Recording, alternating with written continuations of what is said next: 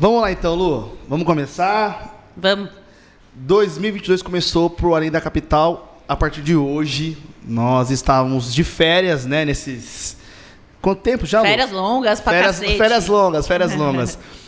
O Além estava de férias, estamos voltando hoje.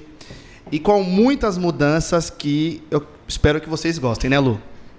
A gente ficou aí quase 4 meses de férias, mas nesses 4 meses a gente estava trabalhando eu, Luiz e toda a equipe da Traction, que é o nosso grande parceiro no Além da Capital, para fazer essa máquina rodar e seguir com muito sucesso. Então, a gente teve mudanças que vocês vão sentir durante os episódios, na nossa fala, na nossa descontração e tudo mais. E vocês já vão ver mudanças no nosso Instagram, no YouTube. Espero que realmente vocês gostem, porque a gente se empenhou para isso. E uma das principais mudanças, né, Lu, talvez seja, a partir de agora, a interação, né, que a gente vai ter agora. A gente vai ter quadros dentro do programa, dentro do podcast. Vai programa? Você tá tipo o Jô Soares, né? Vamos, a partir de agora, então, colocar muita coisa legal para vocês. E uma das principais mudanças, eu quero que nosso diretor César solta pra gente a nossa nova vinheta.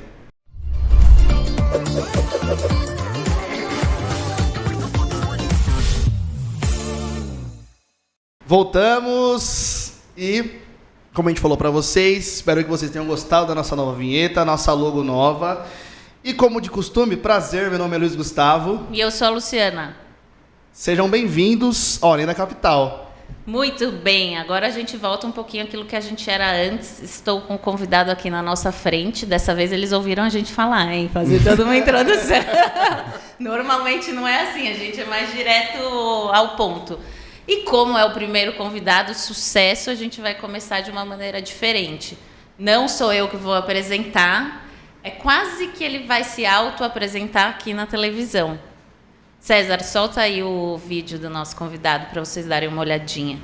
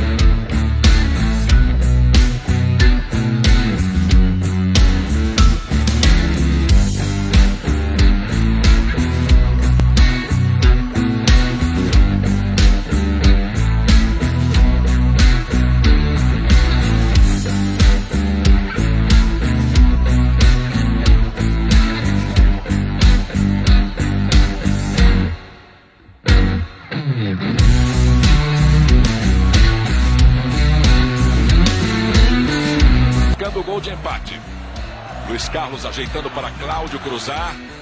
Lá na marca de pênalti. O toque de cabeça e o gol! Gol!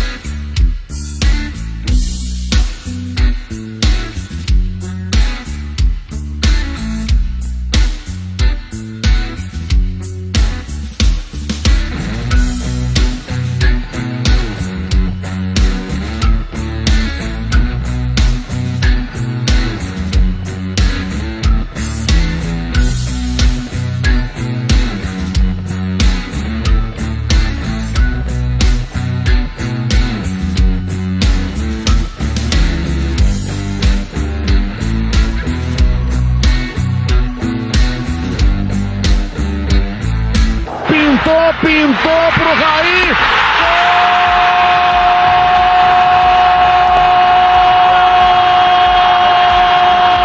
Gol do Fábio Aurélio!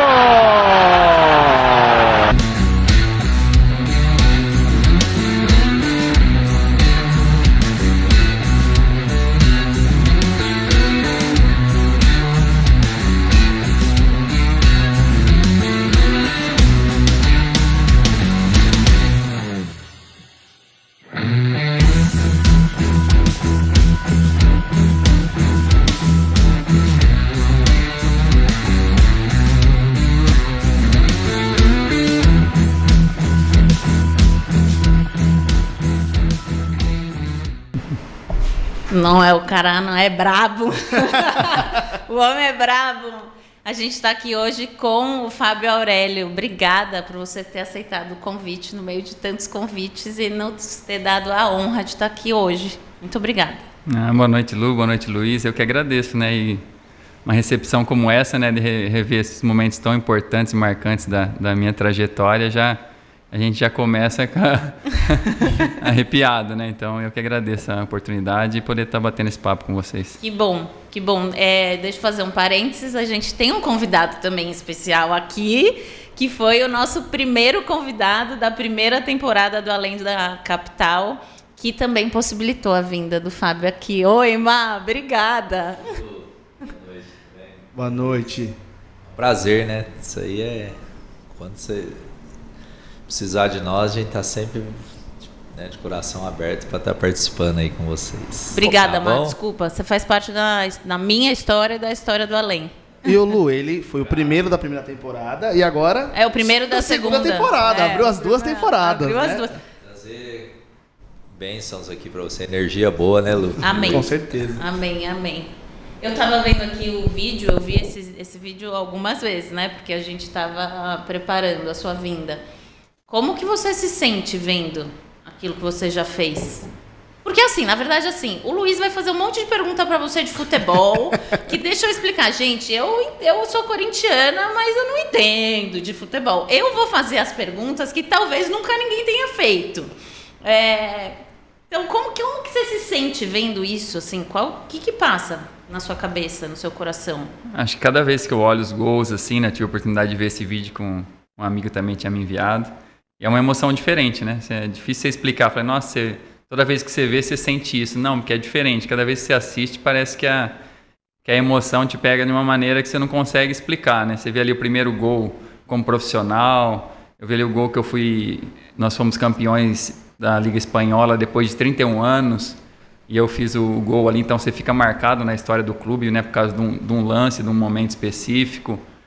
Então são gols ali que você vai olhando assim, marca uma trajetória longa, né, de 17 anos como profissional que foi, e você vê resumido em alguns pontos assim que você fala, resume muito bem, né, o que foi toda essa gol com a seleção, gol com São Paulo, gol com o Liverpool, com o Valência, que foram os clubes pelos quais eu atuei. Então é uma história bem resumida e muito sentimental, assim, realmente. Você tem a sensação, assim, na hora que você vê do tipo, nossa, sou eu, não tô acreditando que sou eu mesmo que fiz isso aí? Você fala assim, tipo, nossa, passa muito rápido, né? Então, quando você tá vivendo aquilo ali, você fala assim, nossa, eu vivi tudo aquilo ali, né? Mas parece que foi tão rápido, tão curto, né? Repetindo, né? 17 anos de carreira, comecei novo. Aquele meu primeiro gol contra o Corinthians foi com 17 anos, eu estava recém ali no profissional. Então, e aí você olha agora os gols, os momentos assim, e fala, nossa, mas não foram 17 anos resumido a isso daí, né? Parece que é pouca coisa assim, né? Mas lógico que são momentos pontuais, mas muito importantes e marcantes para mim. Porque tem muitas outras histórias dentro desses momentos ali, vai muito além, né? São só pontos que marcam bastante, mas por trás tem toda uma... E esses 10 gols, você conhece quem fez? Quem fez o vídeo? Não conheço.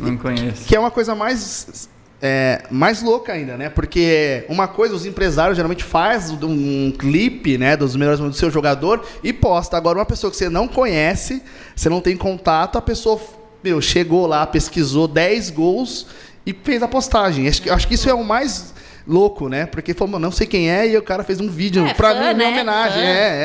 E hoje em dia, tipo, é muito mais exposto, né, a vida das pessoas. Vamos falar do jogador de futebol, né?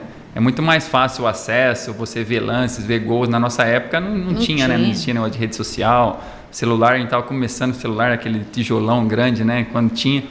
Então, hoje em dia é muito mais fácil. Eu, às vezes, procuro lances, lembro de algum gol, algum lance, algum momento, algum jogo, e é muito difícil você conseguir achar.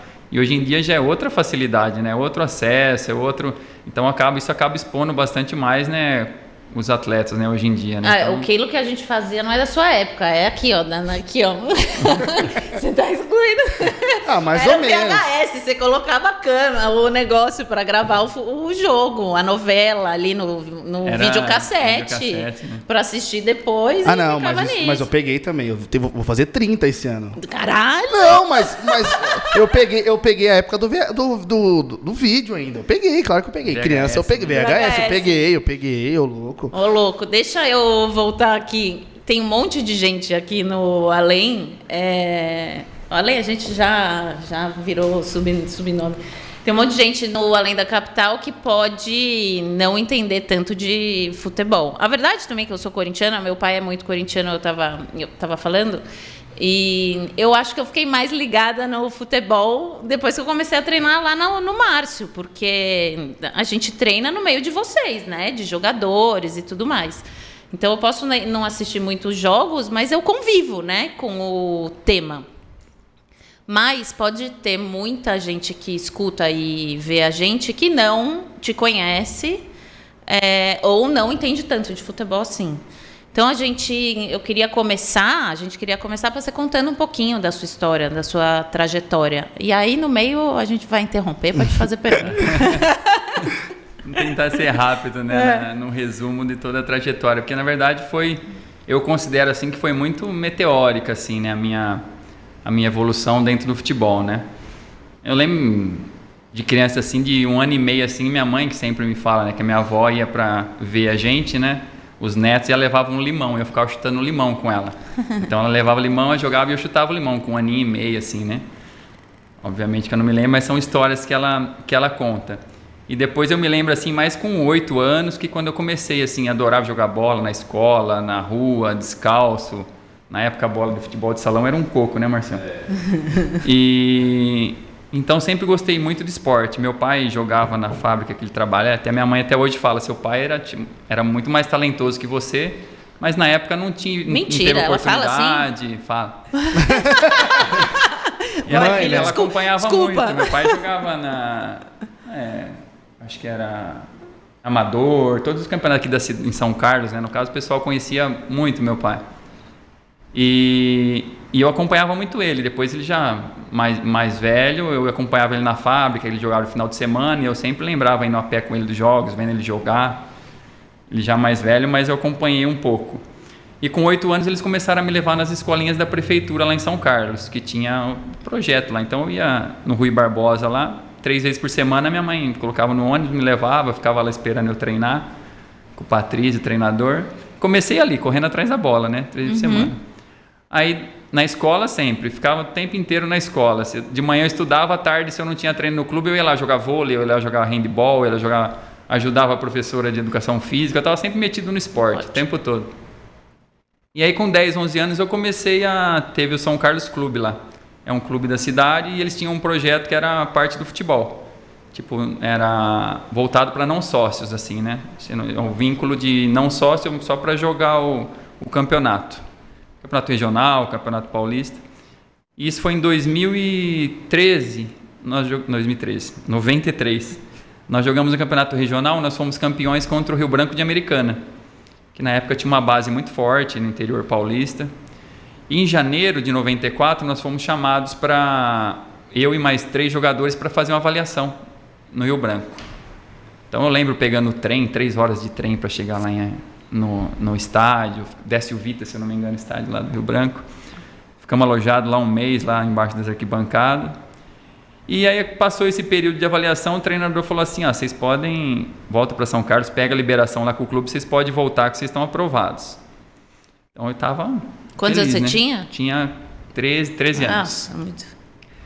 Voltando um pouquinho, isso foi em 93, 94. Em 91, eu tenho um padrinho que me conheceu faleceu recentemente, ele me conheceu nessas escolinhas da prefeitura, que ele estava por trás da prefeitura, organizava. Então ele me viu, um dia eu machuquei lá, tomei uma pancada na canela, ele me levou para ser atendido. E depois ele começou a me acompanhar, depois disso, era São Paulino doente.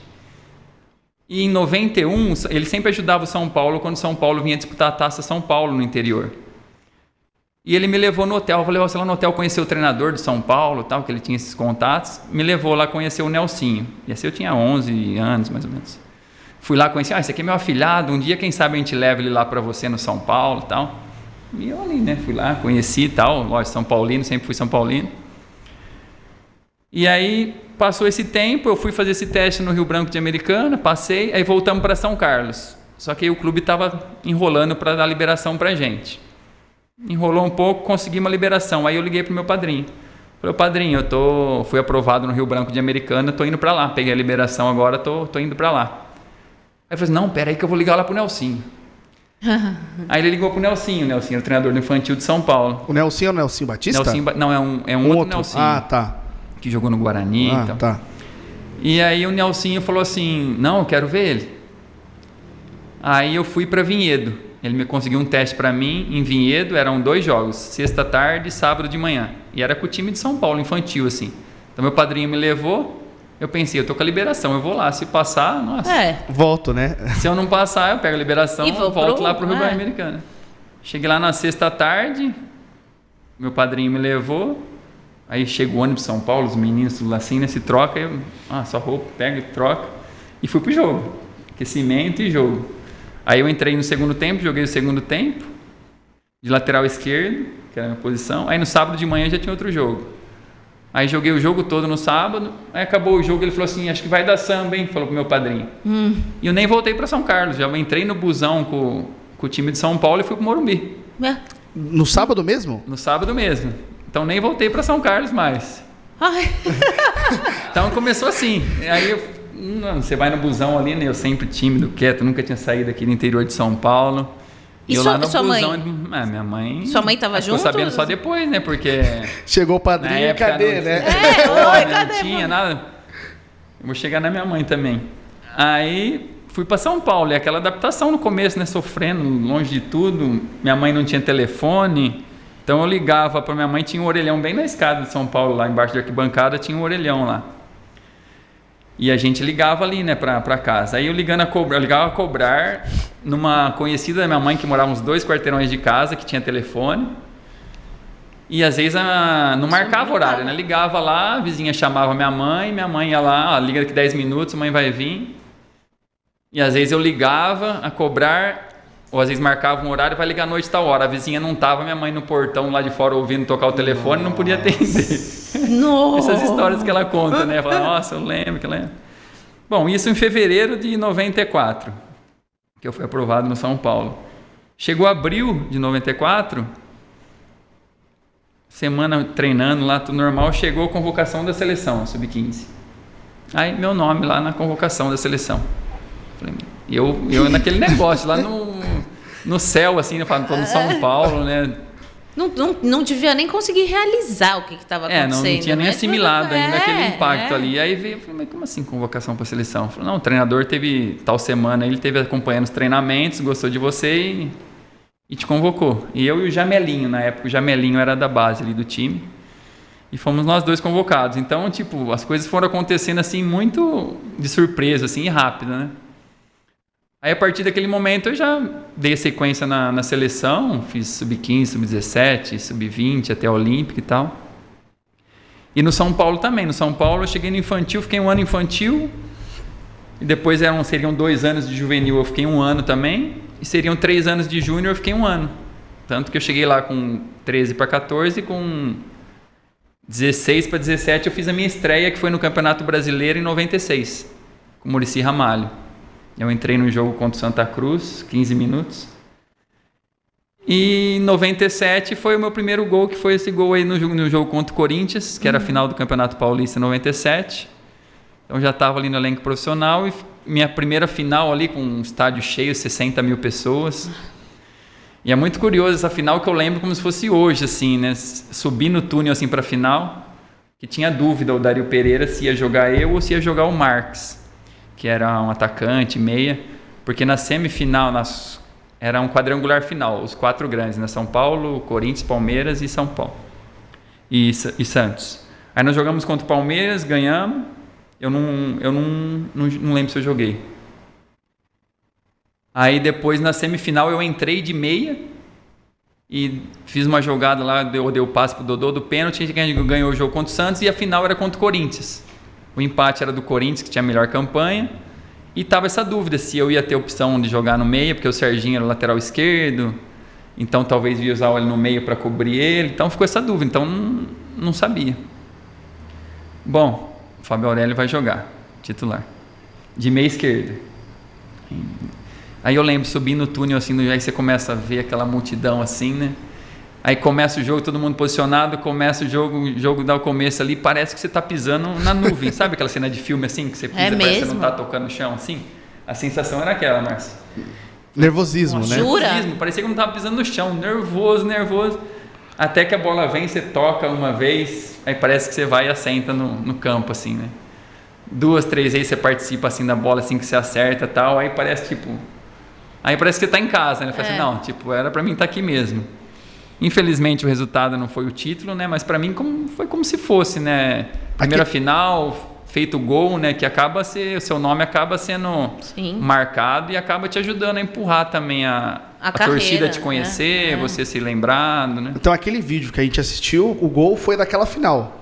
Aquele gol de cabeça contra o Corinthians foi dessa final de 97. E qual que foi a sensação quando você fez um gol? Você falou, porra, cara, meu primeiro gol como profissional, como que foi isso? Contra o Corinthians, contra o Corinthians, final. Um clássico. Um clássico. Você lembra dessa sensação? Todos os adendos, né? Porque primeiro que de cabeça eu era lateral esquerdo, então costumava cruzar para o pessoal fazer gol, dar assistência, não de fazer gol. De fazer gol era um fora da área, era uma falta que eu costumava treinar, mas de cabeça nunca que eu imaginava que fazer um gol de cabeça. Né? E mais naquela situação, naquela circunstância. Então foi... Tanto que a gente não sabia nem como comemorar, né? Tio, o que eu faço agora? Deixa eu dar uma outra pergunta. Você falou que você ficou, então, antes de subir profissional, ficou 1 ano, né? Antes de virar profissional. Quem que eram os jogadores daquele elenco lá que depois também se profissionalizaram e ficaram conhecidos, assim? Você lembra?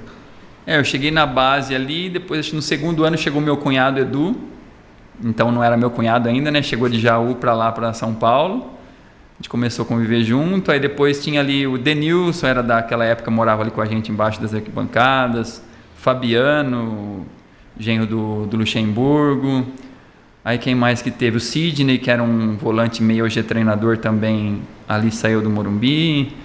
Depois acabei conhecendo o Kaká, Júlio Batista. Júlio Batista, quando eu era do infantil ali, tem o social do São Paulo. Então a gente, às vezes à noite ali, tinha época que a gente era liberado a usar o social. Tinha época que alguém aprontava e a gente não podia. Então a gente ia lá jogar futebol de salão, jogar vôlei, que era meu segundo esporte assim. E conheci o Júlio ali, ele era sócio, nem era da base do São Paulo ainda, né? E era muito diferente do Júlio que a gente conhece, né? Ele era só magrinho assim, quando eu vi ele depois, né? Uma máquina, Ford, você me fala, Júlio, você tomou bomba. E uma história curiosa dessa época aí, que eu morava no Morumbi ainda, ali na base, logo que eu cheguei, o primeiro, segundo ano ali, aí um dia à noite, jogando assim vôlei, veio o Rogério Ceni. O Rogério Ceni às vezes ia lá no social jogar vôlei, que ele gosta, e não tinha dupla, e eu fui lá jogar, eu de dupla com o Rogério Ceni jogando vôlei. Aquela coisa, você olhando pro cara assim, né? Nossa, Rogério Ceni, São Paulino, ali já no São Paulo, você acompanhava mais os jogos ainda e tal. E foi muito marcante esse episódio, assim, com um profissional que você fala, você almejando ali, ainda chegar um dia ali naquela posição, né? Isso que o Rogério ainda tinha, né? Naquela época ainda o Zete tava, ele também tava no elenco, mas não era ainda o Rogério, né? Com a história que ele fez lá. E, pô, foi muito... Como que funciona? Eu não não sei, mas as crianças, vocês, crianças e adolescentes que moram lá, moram ali no clube, como que funciona a educação? Como que é isso? A gente treinava de manhã e à tarde, muitas das vezes. Quando não, a gente ficava ocioso ali, né? Ou tinha o clube para você Mas ia pra passar escola. um tempo, e a escola a gente ia à noite.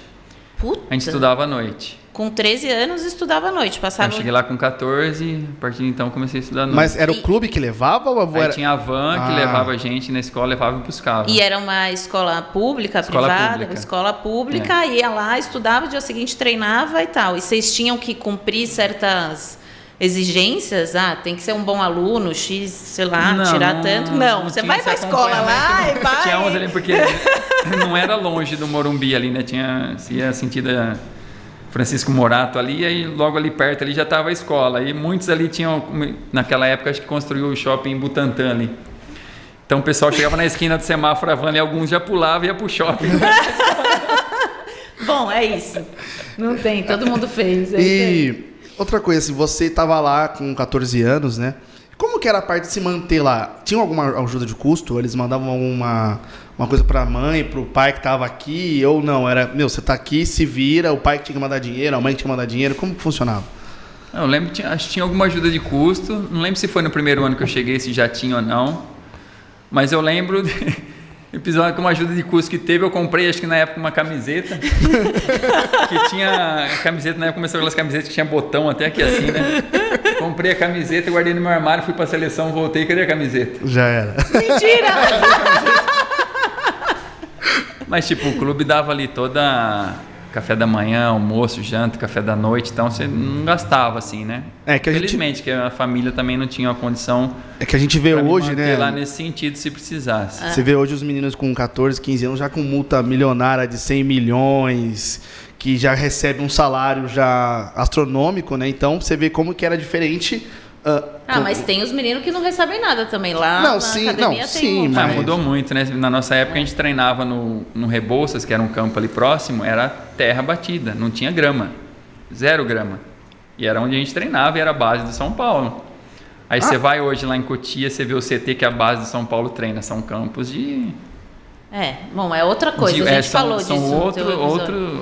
Mas é normal, né? O futebol foi mudando, vai evoluindo. Mas não evoluiu tanto quanto deveria, não é, Marcião? Tem os prós e contras, né, Marcião? Tem os prós e contras, né? Tem os prós e contras. Eu tava vendo, você vê como que é a intimidade, né? Você dá dinheiro, mas não dá liberdade. Ele ficou olhando o Rogério Ceni lá na quadra, na hora do jogo de vôlei, né? E você viu no vídeo que o Rogério tava pra bater uma falta e ele que bate, né? Ah, é? Eu não vi, no gol de falta, né? Porque depois, quando eu subo pro profissional, o Rogério já é o goleiro titular. E o Rogério sempre bateu. Sempre bateu falta. Sempre treinei falta também. Então, depois dos treinos, a gente ficava junto lá batendo falta. Então, é aquelas coisas, né? Que você vê o ídolo assim, né? E tal, e você admira, depois você vê que você tá convivendo com ele. Então... É muito louco, assim, nessas coisas. É muito louco. Assim. Não, imagina na cabeça, tipo, vou bater ou deixo pra ele, né? Porra, ele já é o Rogério. Não, bom, vou bater. Se eu acertar o gol, beleza. Se eu errar, faz parte, né? Acontece. Outra coisa, fala, depois eu falo. Em relação à evolução do futebol, né? De todos os aspectos, seja estrutura física, né? Estrutura humana, a intensidade hoje é maior, né, Fábio? Então, eu acredito que hoje se treina menos em termos de volume, né, em quantidade de minutos trabalhado, porém com intensidade maior. Né? Você falou isso no episódio. Hoje, o futebol atual seria essa intensidade. Né? Que hoje tem um controle de tudo praticamente, né? Ele controla, você treina com o GPS nas costas hoje em dia, então sabe a intensidade que você treinou, quantos piques você deu, qual é a velocidade que você alcançou, qual é a quilometragem total... Então eles controlam se você está dando migué no treino, se você não está, se você está alcançando as cargas que eles te propõem no treino, né? Então tudo isso aí é medido hoje em dia, né? Naquela época... Todo jogador de um time é medido com isso? Porque tem os craques que obviamente tem que ser controlados. E aquele que não é o craque, ele também tem essa possibilidade de ser avaliado dessa maneira para melhorar ou não? Eu acredito que hoje em dia, na verdade, esse trabalho de GPS é um trabalho coletivo. É um trabalho coletivo. É um trabalho coletivo. Para o time todo tem planificado, né, o trabalho, o atacante vai fazer isso, a defesa vai fazer aquilo, o time num contexto total vai fazer isso, então eles têm preparado... Olham um time como todo, não só o craque, né? Hoje eles têm uma equipe que só para medir isso, né? Eles ficam nos computadores ali, pô... Hoje você tem um pós-jogo, né? Você controla a carga, né? qual que foi a resposta do jogador, quanto que ele está cansado, quanto que ele se recuperou ou não para o próximo jogo. Isso aí você pode falar melhor, né, Márcio? Você tem hoje, vamos pensar em demanda, o quanto ele foi solicitado, né, do ponto de vista metabólico. Então isso a gente chama de controle de carga externa, como tem um controle de carga interna também. Então isso você consegue nortear melhor seu trabalho, né? Você estratifica riscos, né? Entendi. Mesma situação, o cara que vem para um jogo e não joga, né? Você pode observar que termina o jogo, esse pessoal que não jogou, eles têm que ter um grupo, né, homogêneo. Então eles vão ser solicitados, sei lá, 50% da demanda de um jogo. Então você controla todo mundo. É por isso que quando acaba o jogo, quem não joga fica treinando no gramado. Isso. Coisa que não acontecia antes, né? Acabava o jogo, todo mundo ia embora e acabou. Hoje não, quem tá fora tá dentro, quem tá dentro tá fora, né? Todos têm que estar no mesmo barco ali, entendi. em termos de solicitação. Entendi. Quem não jogou, o organismo tem que entender que ele jogou. Porra, que incrível, Para dar uma né? sequência, porque vai precisar dessa peça. Em algum momento. Em algum momento. Deixa eu voltar para tua história. Só comentar um fato curioso dessa época aí que eu morava no Morumbi. A gente, às vezes ali, a gente ficava de gandula nos jogos. Né? Eu lembro, não sei se era R$10, R$5 por jogo que a gente ficasse de gandula. A gente adorava, né? Porque lógico. E eu fiquei de gandula naquela final da Libertadores que São Paulo perdeu, né, nos pênaltis, né, pro Vélez. Puta, esse ali... E um episódio curioso, tava eu e mais 2 amigos, o Jean, que é o outro zagueiro que estava na base, ele também depois jogou no São Paulo, jogou no Flamengo. E tava nós 3 atrás do gol do Chilavert, e o Chilavert ali fazendo cera, né, pro São Paulo, fazendo cera para não ser. Aí uma hora a bola saiu, o Gandula, amigo meu, pegou a bola, correu, pôs lá no tiro de meta, assim, ó. Aí voltou assim a torcida, ele levantou os braços pra torcida, assim a torcida, Gandula! E a gente moleque, né, nossa, que a gente desfrutou. Mas eu lembro mais assim, ajoelhado depois atrás da placa, assim, atrás do gol, que foi a decisão de pênaltis. E ali quando o Palinha erra o pênalti, né, que São Paulo perde a final, nossa, você vê aquele estádio assim, lotado, um silêncio assim. Você fala, você não ouvia, você ouvia dava pra ouvir quase um mosquito ali, porque, nossa, triste. Mas, tipo, são experiências. E depois o que a gente gostava, além de viver o jogo? Porque depois a gente tinha o doping. Então, a gente de gandula, você conseguia entrar no vestiário e você ia lá, ficava ali perto do vestiário só para ver os profissionais ali passar, ir lá fazer o doping. E imaginando que algum dia seria vocês. Ali eu conheci o Doriva, que hoje está na equipe do Silvinho, e tem uma relação muito boa. Até comento com ele, falei, não sei se você vai lembrar, mas quando você já era profissional de São Paulo, estava na base, um jogo lá, eu fui no DOP, você estava lá, a gente conversou, porque ele é em Andeara, perto de Rio Preto. E ele me deu carona depois para vir para São Carlos, me deixou no Trevo. E ele lembra?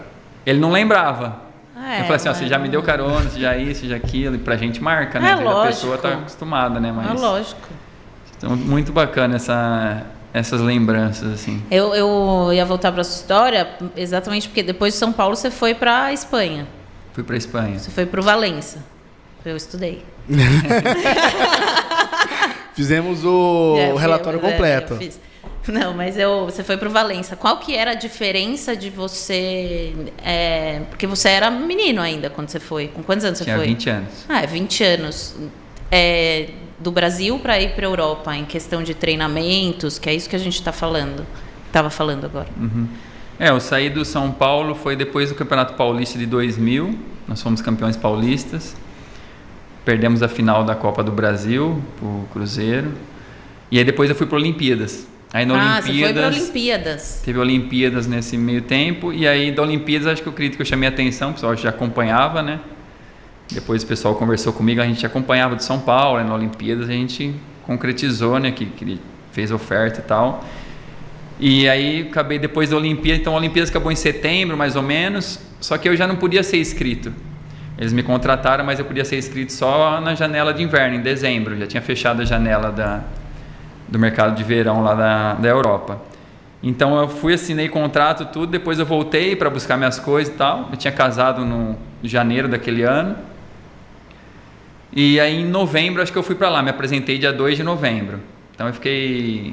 Não, 2 de outubro. Aí fiquei outubro, novembro, só treinando, me adaptando, mas bem diferente, assim, até você... Primeiro mês a gente ficou em hotel, então até você achar uma casa, você saía para comer, você não conseguia pedir a comida. Você e fala olha espanhol, que você tava na Espanha, você fala né? espanhol assim, é parecido e tal, né? Mas você lê jornal, você entende muita coisa, mas chegava o cardápio lá, você lia, você não conseguia entender. Fala, nossa, o que é isso? Aí você ficava olhando, né, as mesas do lado, né? Eu quero esse aqui. Você ia num italiano, você ia comer uma pasta, você ia no básico, né? Até que a gente mudou para casa, aí minha esposa cozinha, aí voltamos a ter uma vida mais normal, mas com relação a treino mudou bastante. E tinha outros brasileiros no Clube do Valência? Você foi de único brasileiro.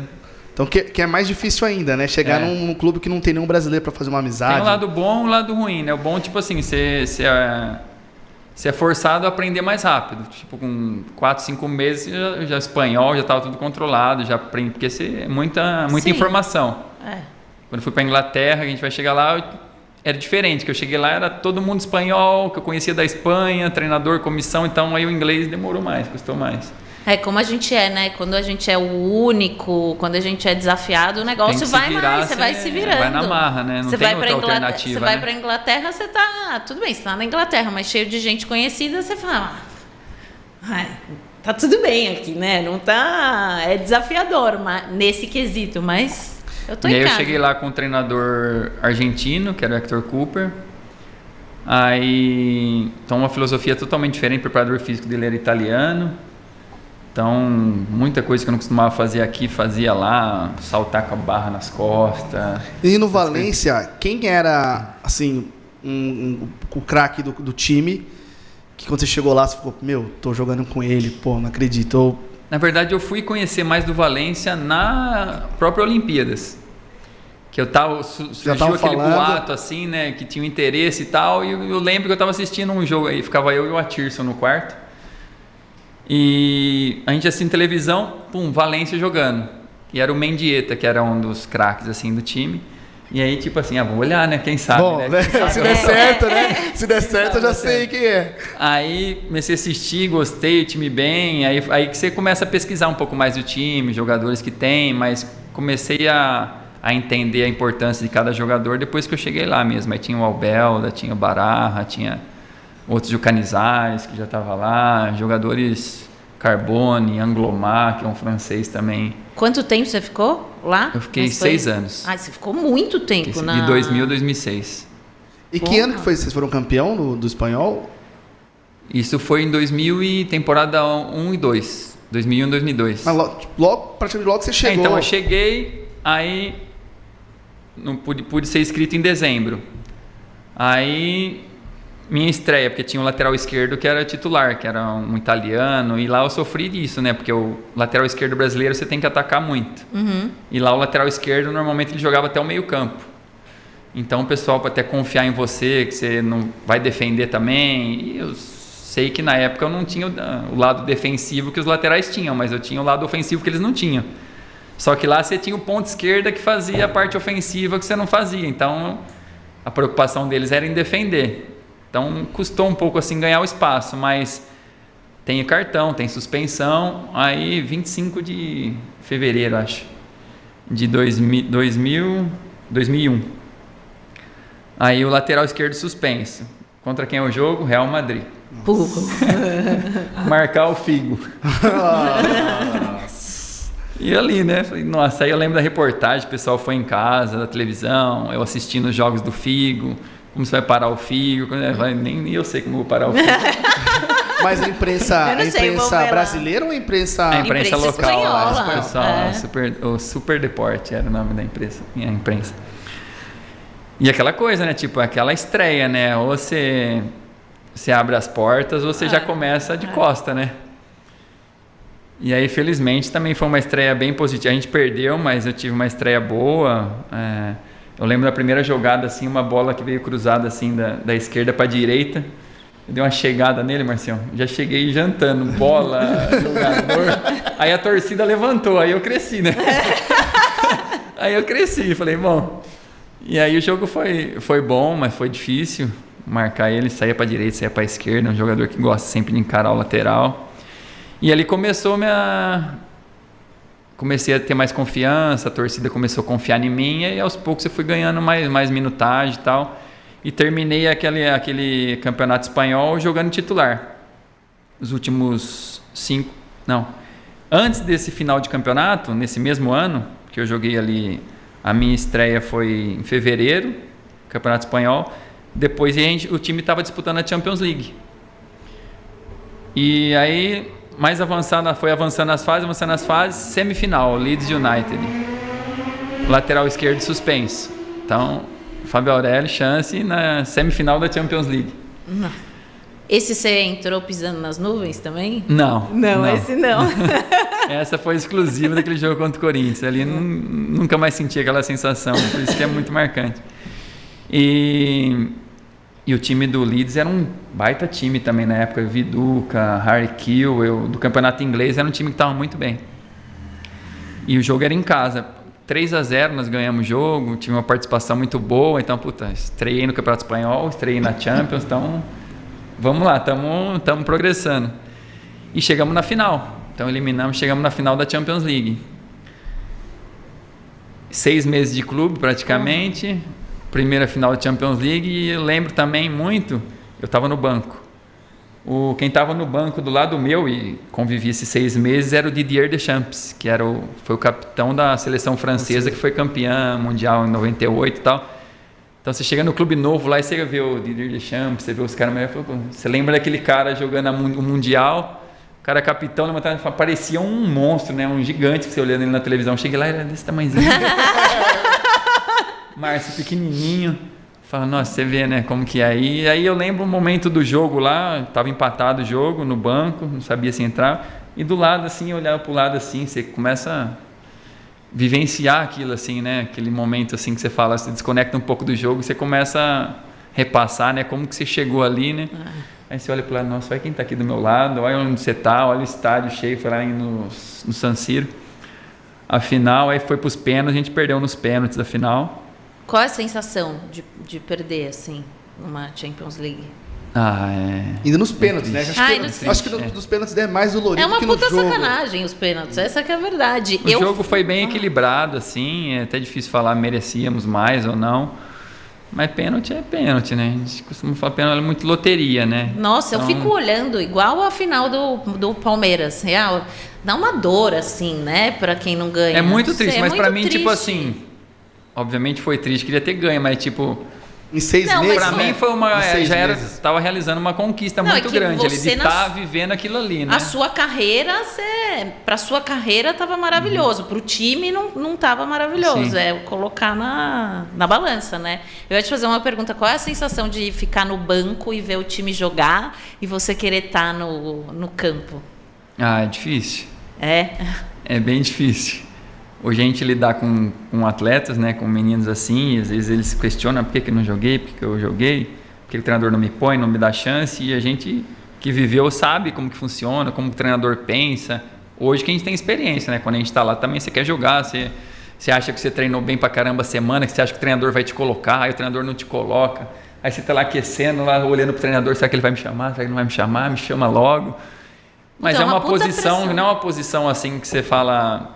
Às vezes precisa acontecer alguma coisa ou um resultado muito adverso que ele precisa, o time ataque, então vai pôr em vez de pôr um lateral defensivo, ele vai mudar por um mais ofensivo, ou ele vai buscar trocar o atacante. Então você fica ali, depende da posição, você meio que se autoconsola assim, em momentos, né? Mas é difícil. Eu acho que deve ser também frustrante quando você sabe que a torcida tá pedindo para você jogar, né? A torcida fica deixando claro para o treinador coloca e o cara não coloca, né? Acho que fala, você não tá ouvindo, a torcida tá pedindo, tá gritando meu nome, e você tá ali sentado, tipo, né? Tomara que ele escute. Que às vezes acontece, o lateral que tá jogando, você sabe que o treinador às vezes optou por ele porque ele defende mais. Aí você tá assistindo o jogo, você vê que o time não tá atacando por ali, tipo, põe eu, pô. E tipo, você vê, tipo, eu também consigo fazer o que ele tá fazendo, também defende, eu defendo também, né? Mas esqueci o que eu ia falar. Esqueci o que eu ia falar. Tô pensando em tanta coisa que eu esqueci. Aí depois dessa final da Champions, aí tinha ainda alguns jogos do campeonato e eu terminei de titular o campeonato. Aí começou a temporada seguinte, aí o treinador caiu, porque ele já tinha perdido uma final da Champions a temporada anterior à minha chegada. Então ele chegou em 2 finais seguidas de Champions, perdeu as 2. E aí veio o Rafa Benítez, de um time tinha subido da 2ª para a 1ª, um treinador de 40 anos, acho que na época o Rafa tinha. E o Valência apostou nele. Então ele chegou nessa temporada 2001-2, que começou na metade de 2001. E aí o Rafa chega, tipo um treinador que ninguém conhecia assim, né? Não tinha um nome ainda. O elenco nosso tinha alguns jogadores, o Aimar, o Ayala, o argentino. Tinha jogadores, um elenco muito bom, mas não tinha as estrelas, que na época já tinha o Madrid dos Galácticos, o Barcelona também tinha muitas estrelas. Então, e a gente era um time que o conjunto era muito forte e o Benítez soube tirar proveito disso. Depois ele foi embora também, né? O Benítez foi pro Liverpool. Então aí nessa primeira temporada dele, era o Campeonato Espanhol pontos corridos. Então a gente chegou no penúltimo jogo com chance de ser campeão. Se a gente ganhasse do Málaga fora de casa, seríamos campeões antes do último jogo. Penúltimo jogo, perdeu. Lateral esquerdo suspenso. Meu momento. Porque no começo não foi o começo da temporada. Essa primeira temporada ainda, tipo, chegou o Rafa, então ele intercalava ainda muito. E ele rodava bastante o grupo. Então não tinha 11 titular com ele. Jogava esse, um dia se jogava muito com ele de ponta esquerda e tal. E aí nesse jogo aí, no penúltimo jogo, eu joguei de lateral. E aí eu faço aquele gol que mostra aí que eu faço o primeiro gol, acho que mostra ali, faço uma tabela dupla com o Aimar e faço o gol. Vê que eu nem comemoro ali, eu faço o gol e fico parado assim, porque o juiz deu impedimento na hora. E naquela época não tinha VAR, não tinha nada, né? Só que demorou quase 7 minutos para validar o gol. Porque começou assim, quando ele levantou, só que todo mundo não estava impedido, dá para ver claramente que eu venho de trás ali. Então, tipo assim, apitou, anulou, não anulou. E aí começa os comentários, o pessoal da televisão viu e tal, eu sei que enrolou. E a gente tava os 2 times posicionados. Putz, esperando ver o que ia acontecer. Aí deu o gol. E já perdeu. E foi o segundo, 2-0. O Ayala tinha feito um gol de cabeça, 2-0. Aí eu sempre falo, foi o gol mais importante acho que eu fiz assim, porque campeão espanhol depois de 31 anos, se tivesse a festa que foi a cidade lá, Valência, e eu não comemorei o gol. Eu fiz o gol, aí eu abracei 2 amigos, o Aimar e o Rufete estavam comigo ali, tem uma foto disso. E começou o jogo de novo. E vambora, né? Bora começar o jogo. Foda. Que foda. E depois do Valência você foi pro Liverpool. 6 anos e foi pro Liverpool. Aí o Rafa, que chegou nesse ano, nessa primeira temporada, foi campeão espanhol na primeira temporada. Na segunda temporada dele, eu fui artilheiro junto com o centroavante, eu fiz 10 gols, 8 no espanhol e 2 na Champions. Mas nós não avançamos muito nas competições. E na terceira temporada dele fomos campeões espanhóis de novo e da UEFA. A gente não estava na Champions, mas ganhamos a Europa League, né, que é hoje em dia. E aí ele foi pro Liverpool. Só que eu ainda tinha 3 anos de contrato. Aí ele foi seguir a vida dele e eu segui ele no Valência. E aí quando eu estava terminando o contrato no Valência, ele me ligou. Que foi em fevereiro esse daí de 2006. Aí comecei a conversar com ele, falou que queria me levar para lá e tal. E aí eu optei por ir para lá. O pessoal até queria renovar no Valência, tudo, tava aquela briga. Mas eu falei, Inglaterra, eu sempre gostei a liga já começou ali a ter uma divulgação maior, o campeonato começou a ganhar mais importância ainda. Eu falei, 6 anos aqui, vamos... tá bom. A confiança do treinador, tudo isso aí favoreceu, né? O pessoal falou, você tá louco, você vai sair de Valência, vai para Liverpool. Você sabe como que é o clima lá, você sabe como que é isso lá. E eu empolgado. Acho que o pessoal me ajudou, porque eles falaram tão mal de Liverpool assim. E eu cheguei lá, a minha família, você fala, as crianças, depois que viveram lá, fala de Valência, não, se fosse para voltar, eu voltava para Liverpool.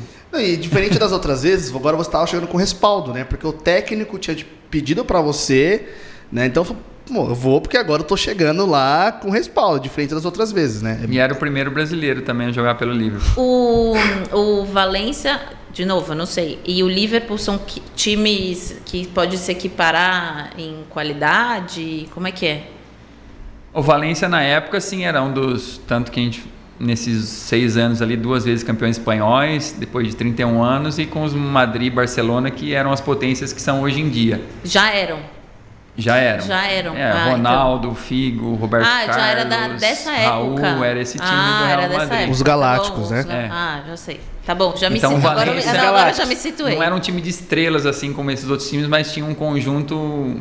Foi uma geração das mais ganhadoras, assim, da história do clube, assim, né? Então, marcou bem. E o Liverpool na Inglaterra também, né? Então, lógico, não se compara a história que o Liverpool tem com a do Valência, mas o Valência na época se equiparava aos clubes grandes. Entendi, só para eu me situar. Como é que é você ser recepcionado nos clubes? De novo, estou saindo da história do futebol em si, mas porque você vai mudando de um clube para o outro, né? E aí tem uma recepção dos jogadores, da torcida, mas eu quero saber mais dos jogadores em si. Como que é essa recepção? Você chegar... Para mim era um pouco difícil, assim, porque eu sou bem acanhado, assim, não sou muito extrovertido.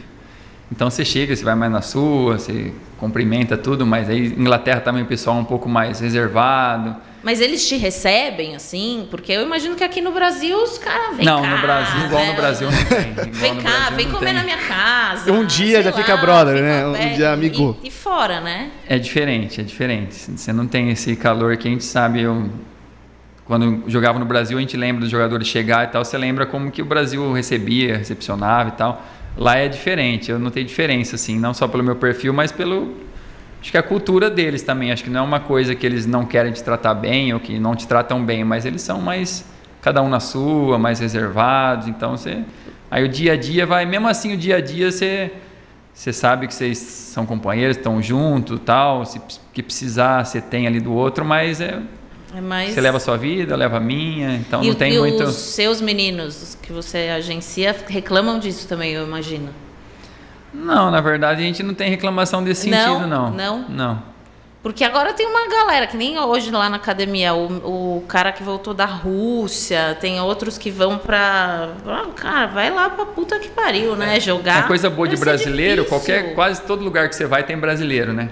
Bom, a adaptação é mais fácil então, também, né? E quando eu fui pro Valência, eu sofri mais por isso, assim, porque eu era o único. E quando eu fui para Inglaterra, apesar de ser o primeiro brasileiro, mas eu conhecia, o treinador tinha me levado, o preparador físico era o mesmo.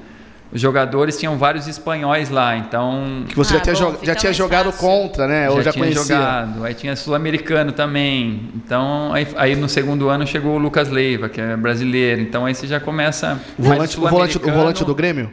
É.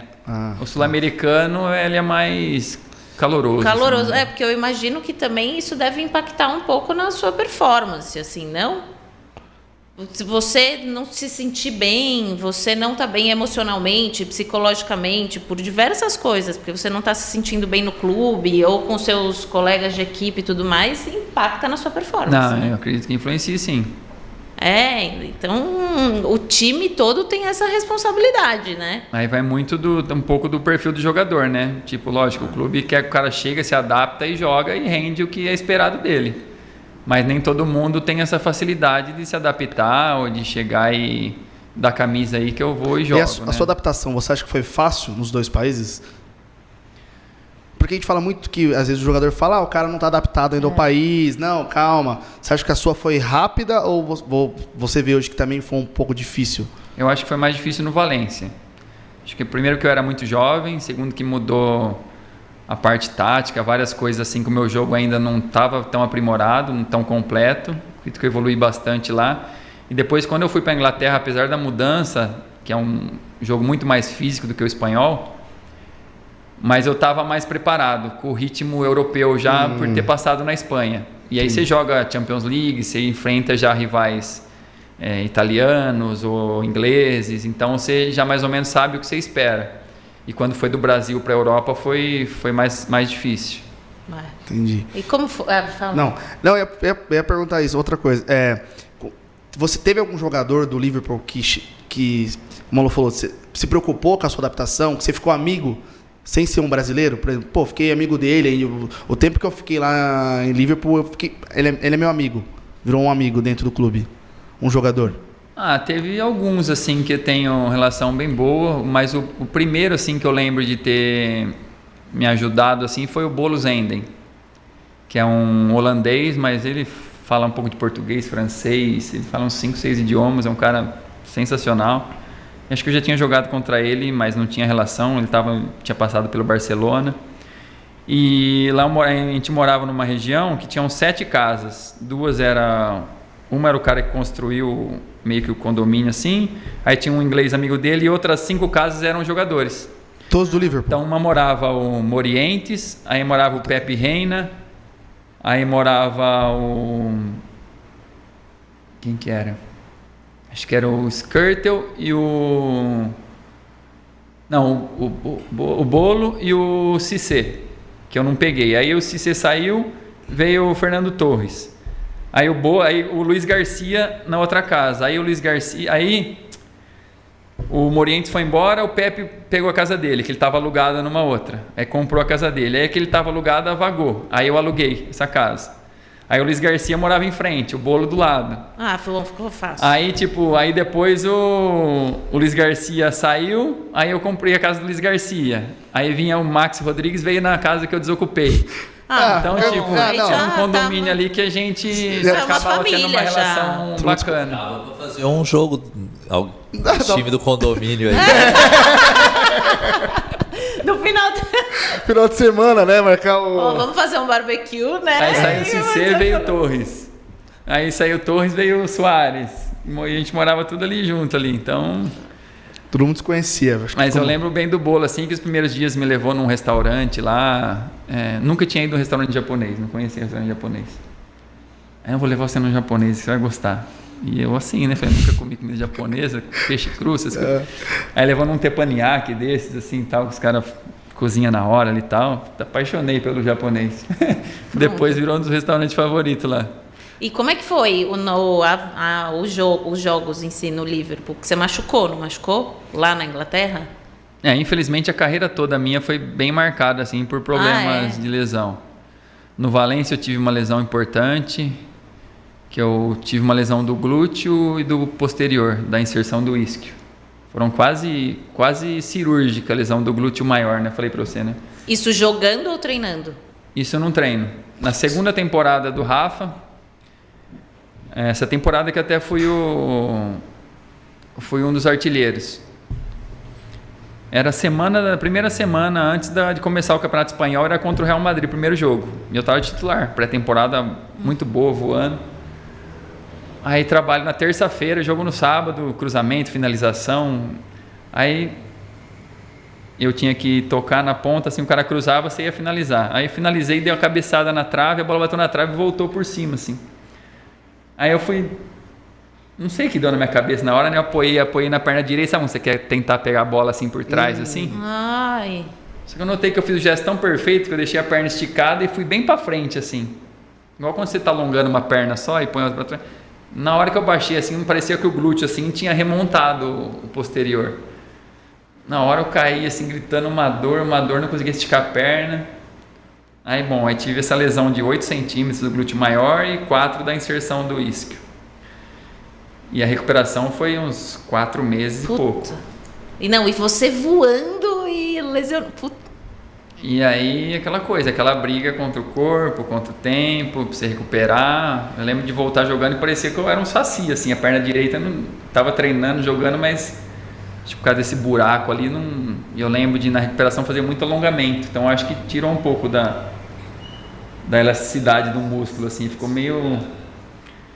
E eu acredito que depois dessa lesão que eu comecei a ter problemas, porque depois dessa lesão, apesar de eu ter voltado, jogado, mas aí a cada certo tempo aí veio um problema na condromalásia, cartilagem da patela, do mesmo joelho. E sempre do mesmo lado? Aí foi tudo desse lado direito. Aí depois eu tive ruptura do tendão de Aquiles, aí tive problema de cartilagem no outro joelho. Então são coisas que vão te tirando, né? Então... Mas isso é um pouco de excesso de treino, de jogo? Eu acho que...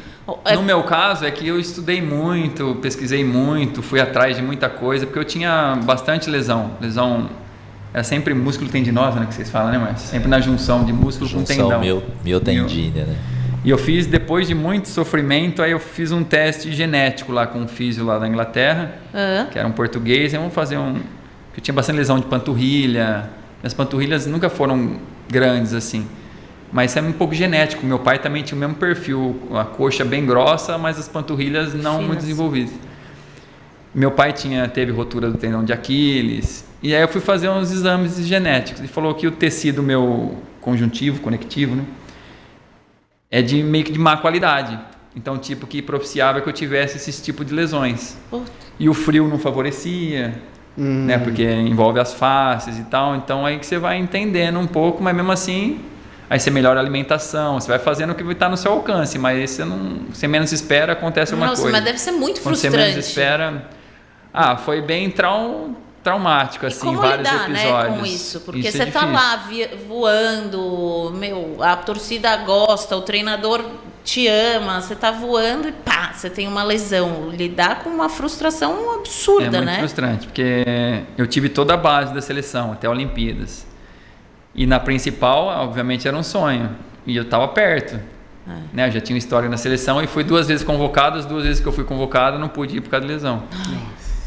Então, ficou esse gostinho amargo na carreira, assim, né? Falar, tipo, você se vê que você tem condições de estar lá, né? Mas você não pode estar, ou quando você tem oportunidade, você não pode ir. Então, fica esse gosto amargo, assim, né? Mas você tenta não pensar muito, olhar mais pelo lado positivo. O que eu consegui alcançar, apesar de todos os problemas, né? Então, eu tento olhar por esse lado. Ficou pra você não ficar faltando assim. isso, né? Ficou. Puta, que foda. E aí não tem muito que, nesse caso, que você poderia fazer, porque aquilo que você falou, a alimentação você foi atrás, o treino você foi atrás, era o corpo mesmo, dizendo... Porque a gente vê muito, né? Lógico, que a gente acompanha, você vê o cara que não se cuida nada e o cara não tem problema. Aí você tenta fazer tudo certinho e você tem problema.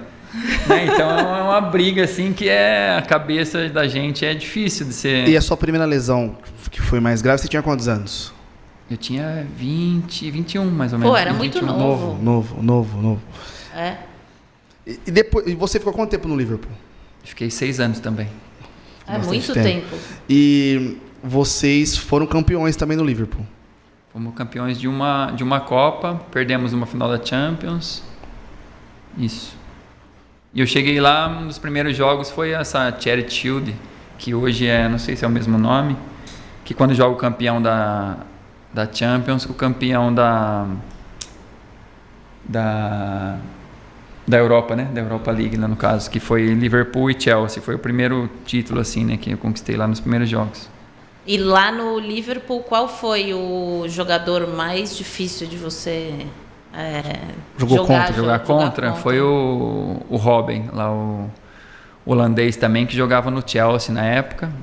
Joguei contra ele quando ele estava no Chelsea, depois ele estava no Madrid também, nós jogamos acho que quartas de final da Champions e ele também tinha que marcar ele, muito difícil.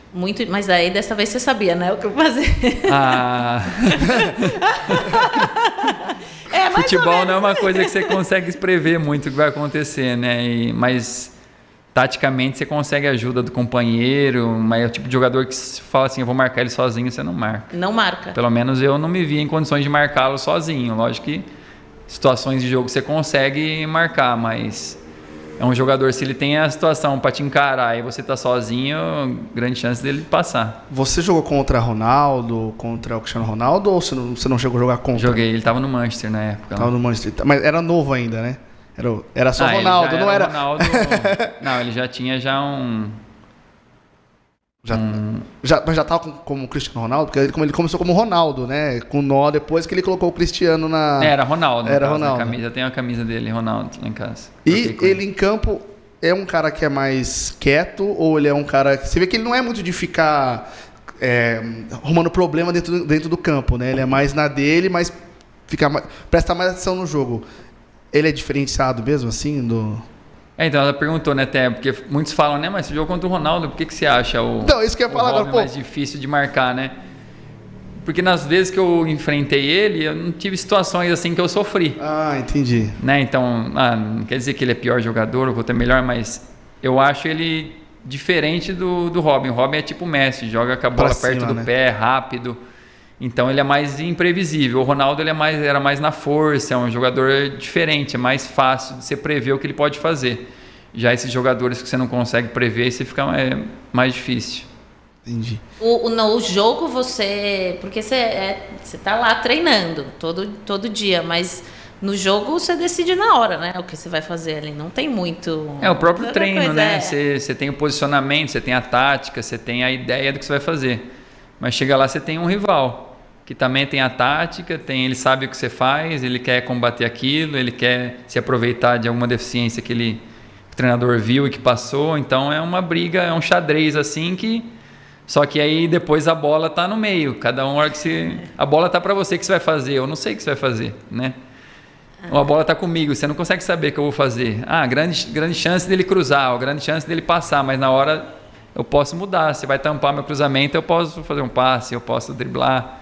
Então é muito... E a gente tá lá assistindo o jogo, né? Porra, passa a bola pro não sei quem, ele tá ali do outro lado, você não tá enxergando. Eu sou corneteiro, eu sou um cara que... Corneteiro, total. Pô, você não tá vendo, tá ali, ó, passa a bola. Pô. Não é fácil cornetar, eu também corneto. Eu falo que eu não consigo ver jogo com as pessoas porque eu fico muito inquieto e me incomoda as pessoas próximo tá falando ou não tá prestando atenção. E eu começo a xingar. Eu falo, não consigo ser com as pessoas, porque a maioria das vezes eu assisto sempre sozinho. Final, então, pra mim é muito sofrido. Mas eu corneto muito, tem esse problema. Mas tem todo esse lance. Eu não sabia, que não conseguiria imaginar o que passa na cabeça do jogador. Tem a tática, tem o treino, mas o outro também tem a tática, tem o treino. Isso que você explicou. Uhum. E Fábio, como foi você jogou no livro e voltar pro Brasil? Que, praticamente 12 anos na Europa e falar que, agora tá hora de voltar, né? Agora eu vou jogar no Brasil. Isso foi uma coisa que você preparou na sua carreira ou aconteceu? Não, aconteceu bem rápido, assim, porque eu sabia que eu não ia continuar no Liverpool. E aí eu falei assim, e agora o que eu vou fazer? Qual vai ser os próximos passos? Eu falei, vamos ver o que vai aparecer no mercado. E aí eu tinha acabado a temporada e o Doni tinha os últimos 6 meses, o Doni chegou da Roma para o Liverpool e a gente se aproximou bastante assim deles. Famílias, crianças, tudo mesmo contexto assim, então a gente ficou bem juntos. E aí a gente foi de férias juntos. Deu 2, 3 dias de férias, o Luxemburgo me ligou. Que o Luxemburgo em 2010, ele tentou me levar para o Flamengo. Só que eu acabei renovando com o Liverpool mais 2 anos, não vim. E aí ele me ligou para me levar para o Grêmio. Então, não deu tempo de eu pensar muito, falar não. Né? Eu sabia também do projeto do Grêmio e tal, o Lucas, tinha conversado com o Lucas a respeito. Então eu falei, bacana, e Sul a gente sabe que é um pouco a Europa aqui no Brasil e tal, pessoal mais fácil de adaptação também. E aí a gente resolveu vir para o Brasil, também ficar mais próximo da família. Então foi uma coisa, não deu tempo de pensar muito não, apareceu, vamos... Aquela coisa, né? O mais importante para o jogador é saber o que o treinador te quer. Às vezes o clube te leva, mas o treinador, não queria esse. Aí você já entrou de costa, né? No clube, mas o treinador te quer, o pessoal te quer. Então foi o que motivou assim a estar vindo para o Brasil. Foram 4 clubes, né? Que você jogou. São Paulo, Valência, Liverpool e o Grêmio. O Grêmio foi bem frustrante também, na verdade, porque... Eu cheguei, né, toda aquela expectativa minha também, né, de jogar. E na véspera da minha estreia, eu ia estrear junto com o Zé Roberto, era contra o Atlético Mineiro. E aí eu rompi o cruzado. Nossa. Puta merda. Então, na véspera do jogo, assim, treino rachão recreativo lá, aí o Marcelo Moreno deu um carrinho para pegar uma bola, você nem entra em dividida, né, no rachão e tal. Aí eu saltei ele, no que eu caí, o joelho foi pra trás, assim. Puta que pariu. Aí foi aquele balde de água fria, assim, né? Você fala toda expectativa, né? E foi quanto tempo de recuperação? Aí eu fiquei uns 8 meses, quase. Nossa! Porque eu já tinha problema na patela, né? Da cartilagem. Então eu tive muita dor depois na recuperação, porque apesar do problema da patela, aí tira do tendão, né? Patelar. Então aí eu sofri para recuperar. Aí, bom que depois chegou o Filela, fisioterapeuta, e deu uma força também nessa recuperação. Só que aí quando aí eu voltei a jogar, joguei alguns jogos do Gaúcho, que isso era na metade do ano, né, 2012. Aí no começo do ano seguinte, eu joguei uns 2, 3 jogos do Gaúcho, mas daquele jeito ainda, pegando ritmo, não nas minhas melhores condições. Aí teve a parada para a Copa das Confederações. Aí eu fiquei treinando sozinho, aí o Melo, que era o preparador físico do Vanderlei, passou treino, eu vim uma semana só pra cá, fiz o planejamento todo, voltei lá antes que eles, continuei treinando, fiz a pré-temporada com eles, antes de voltar ao Brasileiro, tava muito bem, assim, o Luxemburgo também tava contente, falou, agora você vai ter oportunidade no Brasileiro e tal, e eu comecei. Aí na semana antes de começar o Brasileiro, o Luxemburgo caiu. Foi mandado embora. Aí no dia seguinte que ele foi mandado embora, o Roger deu um treino, aí na segunda, isso foi no sábado, era um jogo treino. Antes do jogo treino, aí jogamos jogo treino. Segunda-feira, reapresentação com o Roger de manhã, à tarde o Renato Gaúcho assumiu. Com o discurso, né, vou contar com todo mundo, tal, quem tiver melhor vai jogar. Bom, é o que eu estava esperando, né, ouvir, né, é o meu melhor momento, então eu não quero jogar de favor, quero jogar merecer meu espaço, né. E se eu não for titular, eu vou brigar para ser. Treinamos na segunda tarde, terça de manhã, amanhã à tarde outro jogo treino. Eu cheguei lá, já a roupa não estava no lugar. Falei... Puta. Aí falei com o delegado, falou, o Renato chegou, você não está nos planos do novo processo aí do Grêmio e tal, você vai vir treinar amanhã, horário separado, com isso, com aquilo. Aí isso chateia, assim, né? Porque, tipo, você fala... Escolhi estar aqui, né? Né? Eu acho que precisa ter um mínimo de respeito, né? Você não é obrigado a colocar o jogador, convocar o jogador, mas sem possibilitar ele de treinar, ou de ele estar com o grupo, ou de ele estar... Mas por que isso? Ele nem chegou a falar. É um pouco a política do Brasil, né? Acontece muito isso daí no Brasil, né? É mesmo? Pelo menos eu vi muito disso daí, né? Ah, você não vai jogar, mas você não vai mais jogar aqui. Ou você não faz parte do titular? Tipo então assim, você... busca algum time, ou você... Treina separado, você vai né? treinar separado. Mas ele mesmo, assim, ele não chegou e conversou com você? Não. E depois disso também, tipo, nunca mais? Não. Puta, que sacanagem. Não, que eu fico imaginando assim, não tem como não fazer uma analogia, é um negócio, né, pô, e querendo ou não, você é seu próprio negócio, jogador. Quando você vê então que a política acaba influenciando um pouco, né? A gente sabe que às vezes o presidente não se dava com o Vanderlei, os jogadores que ele trouxe eu não quero, então às vezes, estava em treinador, mas não quero que joga esse, que joga aquele outro. Porra, mas... Então, eu vejo isso, né, porque eu não entendo, tipo... Lógico, eu sofri com lesões, tal, o clube tá, a gente acha que não dá, você não tá no nível, ou que não sei o quê. Tem uma maneira de você descartar uma pessoa, né? Não desse jeito, pelo menos é assim que eu vejo. Mas não é nem descartar, né? É o mínimo que você faz, olha, não vai dar, vou te ajudar a te recolocar, sei lá, qualquer outra coisa. Tipo, você treina lá, eu tô treinando lá com o grupo, o treinador não me convoca. Lógico, eu não vou gostar. Louco. Sim, óbvio. Mas eu tô no grupo, contexto, né? Tô com contrato, tenho a oportunidade de... Fiz todo aquele sofrimento, todo aquele trabalho para mim estar ali no meu melhor para aproveitar os últimos 6 meses de contrato.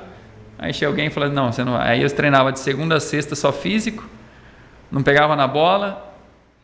Aí você fala, tudo que eu briguei para conseguir depois da lesão, aí eu perdi, né? Deu 2 meses fazendo só isso, aí você fala, porque aí você vai buscar um time nesse processo. Você está voltando de uma lesão, você já tem uma idade ali, 34 anos. Não está jogando, né? Não está jogando, a família está adaptada, ele falta 6 meses para acabar o contrato. Eu falei, vou ficar aqui, minhas crianças, deixa eu terminar a escola, ano que vem eu vejo o que eu faço.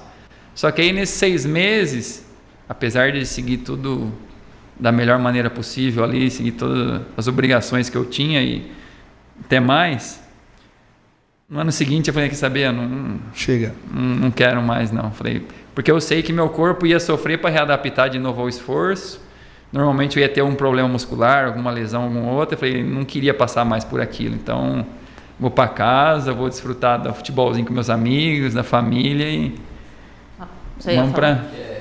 Isso que ele passou, isso é comum no futebol, né? Isso é comum.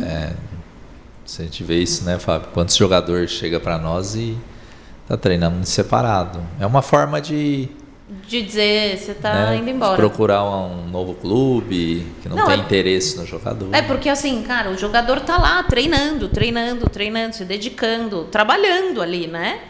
E aí, de repente, o cara fala, obrigada, só que você treina separado, você não faz mais parte do time. Que loucura. Ainda atualmente aconteceu, né?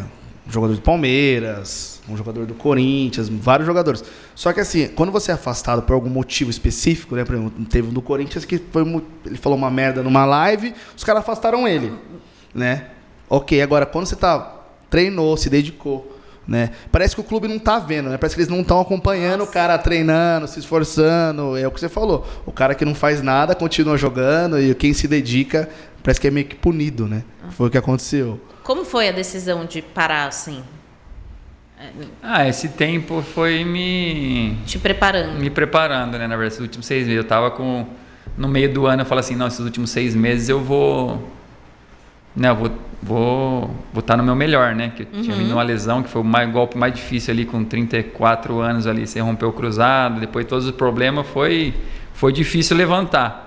Mas aí quando você vê que você superou mais uma, você fala, não, agora esse brasileiro aqui, tem um brasileiro inteiro pela frente, agora vai, né? Pelo menos o contrato aqui eu vou terminar, eu vou responder às expectativas que o clube também depositou. Eu sei que teve o prejuízo, né, de eu ficar 8 meses parado, né?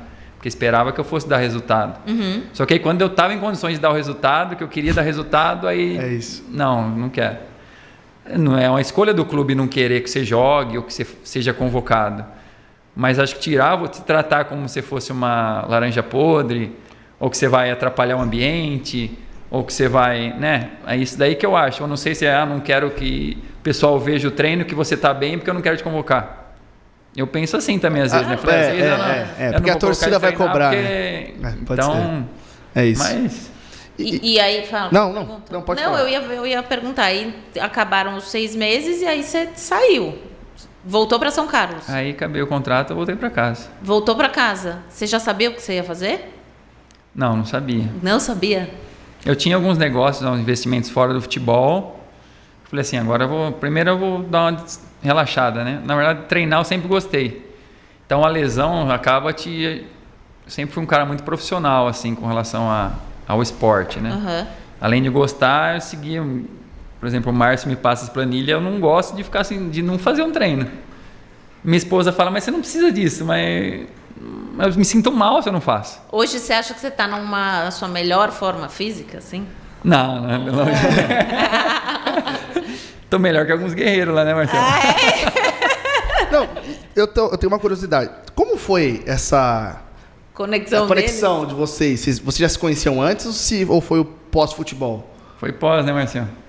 Na verdade, foi através do meu filho. Foi pós, né? Que o filho dele joga futebol também, né? E a gente cuida do Fabinho aí, né, Fábio? Que o Fabinho esteve na Ferroviária um tempo, depois ele foi pro Novo Horizontino. E no Novo Horizontino, aí veio a pandemia. Quantos anos ele tem? Na verdade, acho que foi antes dele ir pro Novo Horizontino, que ele ficou um tempo aqui, ou foi quando veio a pandemia? 99. Não, ele já estava no Novo Horizontino. Já estava no Novo Horizontino. Aí veio a pandemia. E a gente tinha alguns atletas, como o Margel Felipe, já fazia com ele, a gente já tinha ido conhecer a academia lá também, o trabalho. Que Felipe? Estrela? Estrela. Aí, falei, vou levar o Fabinho lá para ele dar um up no físico e tal, para quando voltar da pandemia ele não tá parado, tá bem. Conheci um pouco o trabalho do Márcio e aí trouxe ele. E no começo que eu trouxe, eu comecei a treinar junto com ele. Comecei a fazer junto com o meu filho. Aí parou tudo a pandemia mesmo, aí eu fiquei em casa com o Fabinho, o Márcio passava os treinos, aí a gente fazia. Aí foi indo, aí o Fabinho depois voltou de novo lá antes de se representar. E aí eu sozinho aqui agora que eu vou treinar. E eu gostei do treino, porque eu fazia TRX. Eu tinha um personal lá que fazia TRX com ele. Fiz 4 anos quando eu parei. Aí comecei a fazer TRX no condomínio lá com alguns amigos. Só que aí quando eu conheci o trabalho do Márcio através do Fabinho, eu vi que estava mais específico do que eu queria. Que é me preparar para mim jogar meu futebol. Sim. E o outro era diferente. Eu me sentia bem, mas diferente. Eu não tinha o resultado que eu tinha quando eu jogar o futebol. Eu não sentia tão bem igual eu sinto hoje. Então, aí treinando nessa experiência que eu tive com o Fabinho e tal, aí não troco não. Cara, é uma família de jogadores, né? Porque seu pai, você, seu filho, né? São 3 gerações. Meu pai e minha mãe, igual eu falei, né? Falar que ele tinha muita qualidade, assim. Até teve oportunidade de ir para time profissional, mas na época o futebol era visto, não era bem visto, né? Então, não, você vai trabalhar e não vai jogar. Então, E seu filho que joga em que posição? aí ele teve no Novo Horizontino, aí ele foi dispensado no Novo Horizontino, aí a gente conseguiu uma situação, ele ganhou uma bolsa nos Estados Unidos para estudar e jogar. Então agora ele está lá nos Estados Unidos, ele é atacante. Atacante. Como é ter um filho jogador? Porque você viveu toda essa experiência que você está contando aqui pra gente. Os bons, o lado bom e o lado ruim. Como é que é ter um filho lá nos Estados Unidos e um filho que vai ter a mesma profissão que a sua? Foi bem... É bem bacana, assim, né? Primeiro que eu tenho uma relação muito boa com ele, né?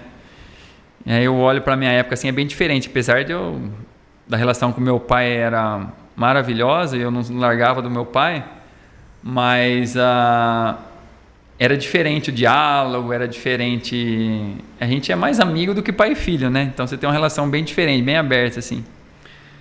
E pela minha personalidade, pela personalidade do meu pai, que eu perdi com 20 anos lá no São Paulo, então era diferente. Eu não tive também momentos de aproveitar com ele, igual meu filho hoje tem a idade quando eu perdi meu pai, né? Então, e ele é diferente, né? Às vezes eu fico imaginando meu pai, depois quando eu estava indo na Europa, que ele perdeu toda essa fase. Então a relação que a gente tem é ótima, então aí treina, só que eu vejo que não foi tão positivo para ele, porque ele me via assim, tipo, meu pai tá aqui, tipo, eu não sirvo para nada, né? Então ele fazia muito essa comparação. Então eu acho que atrapalhava ele, e o psicológico dele ele afetava mais do que eu me via na posição dele, tipo, para mim era tranquilo, e ele tem uma personalidade diferente da minha, né? Então ele é mais emocional, assim, o psicológico atrapalha bastante ele. Mas ele é super dedicado, o Márcio pode falar, um cara também é muito profissional, adora treinar, tá bem, se preocupa com isso, mas eu acho que esse obstáculo, assim, ele tem dificuldade de, agora eu estou nos Estados Unidos e tal, tá mais longe do meu sonho. Então a gente sabe que ele tem condições, mas ele tem essa briga. Agora, eu ia falar o contrário, que por ele estar nos Estados Unidos, ele está um pouco longe de você, ele ia relaxar e bombar. Não, é que lá acho que ele tem meio que as duas vertentes, assim. Como que ele estuda, está fazendo já uma faculdade, então o futebol, obviamente que não deixou de ser o sonho dele, mas ele está vendo já uma segunda... entendi. Uma segunda alternativa. E para você, isso, como é? Você queria que ele jogasse? Eu nunca cobrei isso dele, assim, partiu sempre dele, né? Eu sempre dei muita liberdade, tanto que muitas vezes a conversa com ele era essa. Porque eu via que ele se cobrava muito, eu falo, você não tem que fazer isso por mim. Tá sendo um peso para você, né? Deixa quieto. Você tem que ser feliz. Seja jogando futebol, seja estudando, seja o que você for fazer, se você não estiver feliz, não adianta. Mas ele falou, não, é isso que eu quero, então tá bom, então vamos, você precisa fazer isso, então...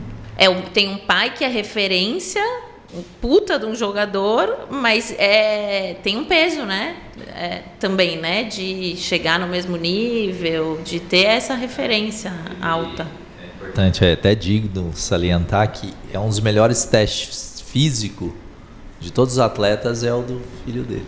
É mesmo? É um dos melhores testes físicos, seja de consumo de oxigênio, de potência, de resistência, né, Fábio? E tem situações que eu testei os dois juntos, num ioiô teste, né? E o Fábio, o pai, não parava, né? Então acho que isso gera até uma pressão, né, Fábio?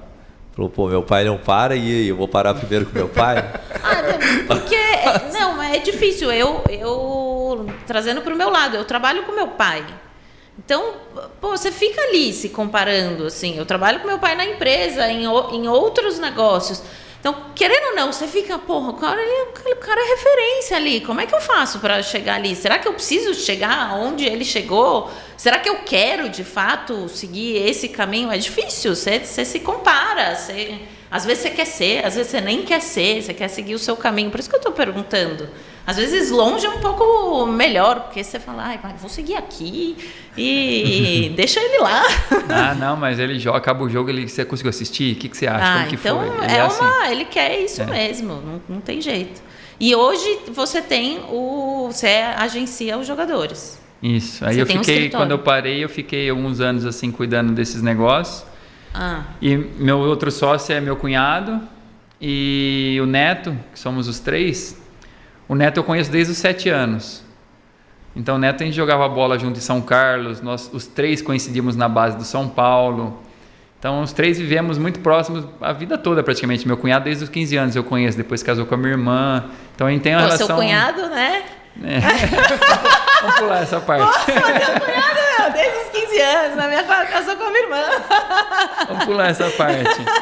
Então, mesmo quando eu parei, eu estava cuidando de outras coisas, o convívio com eles não deixou de existir, né? Então, você não estava dentro da empresa, mas você sabia o que estava acontecendo, conversava sobre o futebol, tal. O futebol não saiu de mim, né? Eu saí do futebol, mas o futebol não saiu de mim.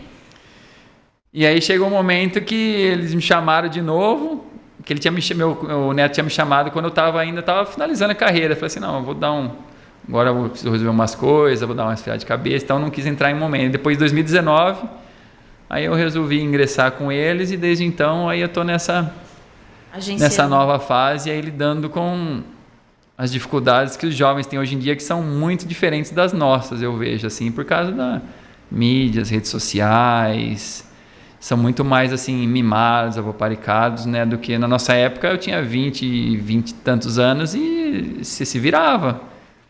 Né, o empresário às vezes aparecia para você assinar o contrato, renovar o contrato ou não, senão nem falava. E você não tinha um perfil de ligar, estou precisando disso, estou precisando daquilo.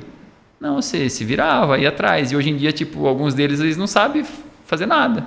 Puta. Então você precisa... de geração, né? Desculpa a geração, mas é de geração. Acaba sendo a geração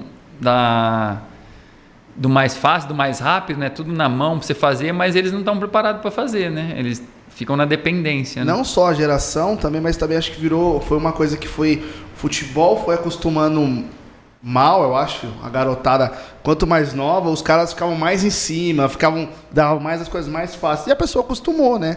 Não, e talvez também tenha um lance de deslumbre também, né? Não tem? Com a grana, com o sucesso, com isso.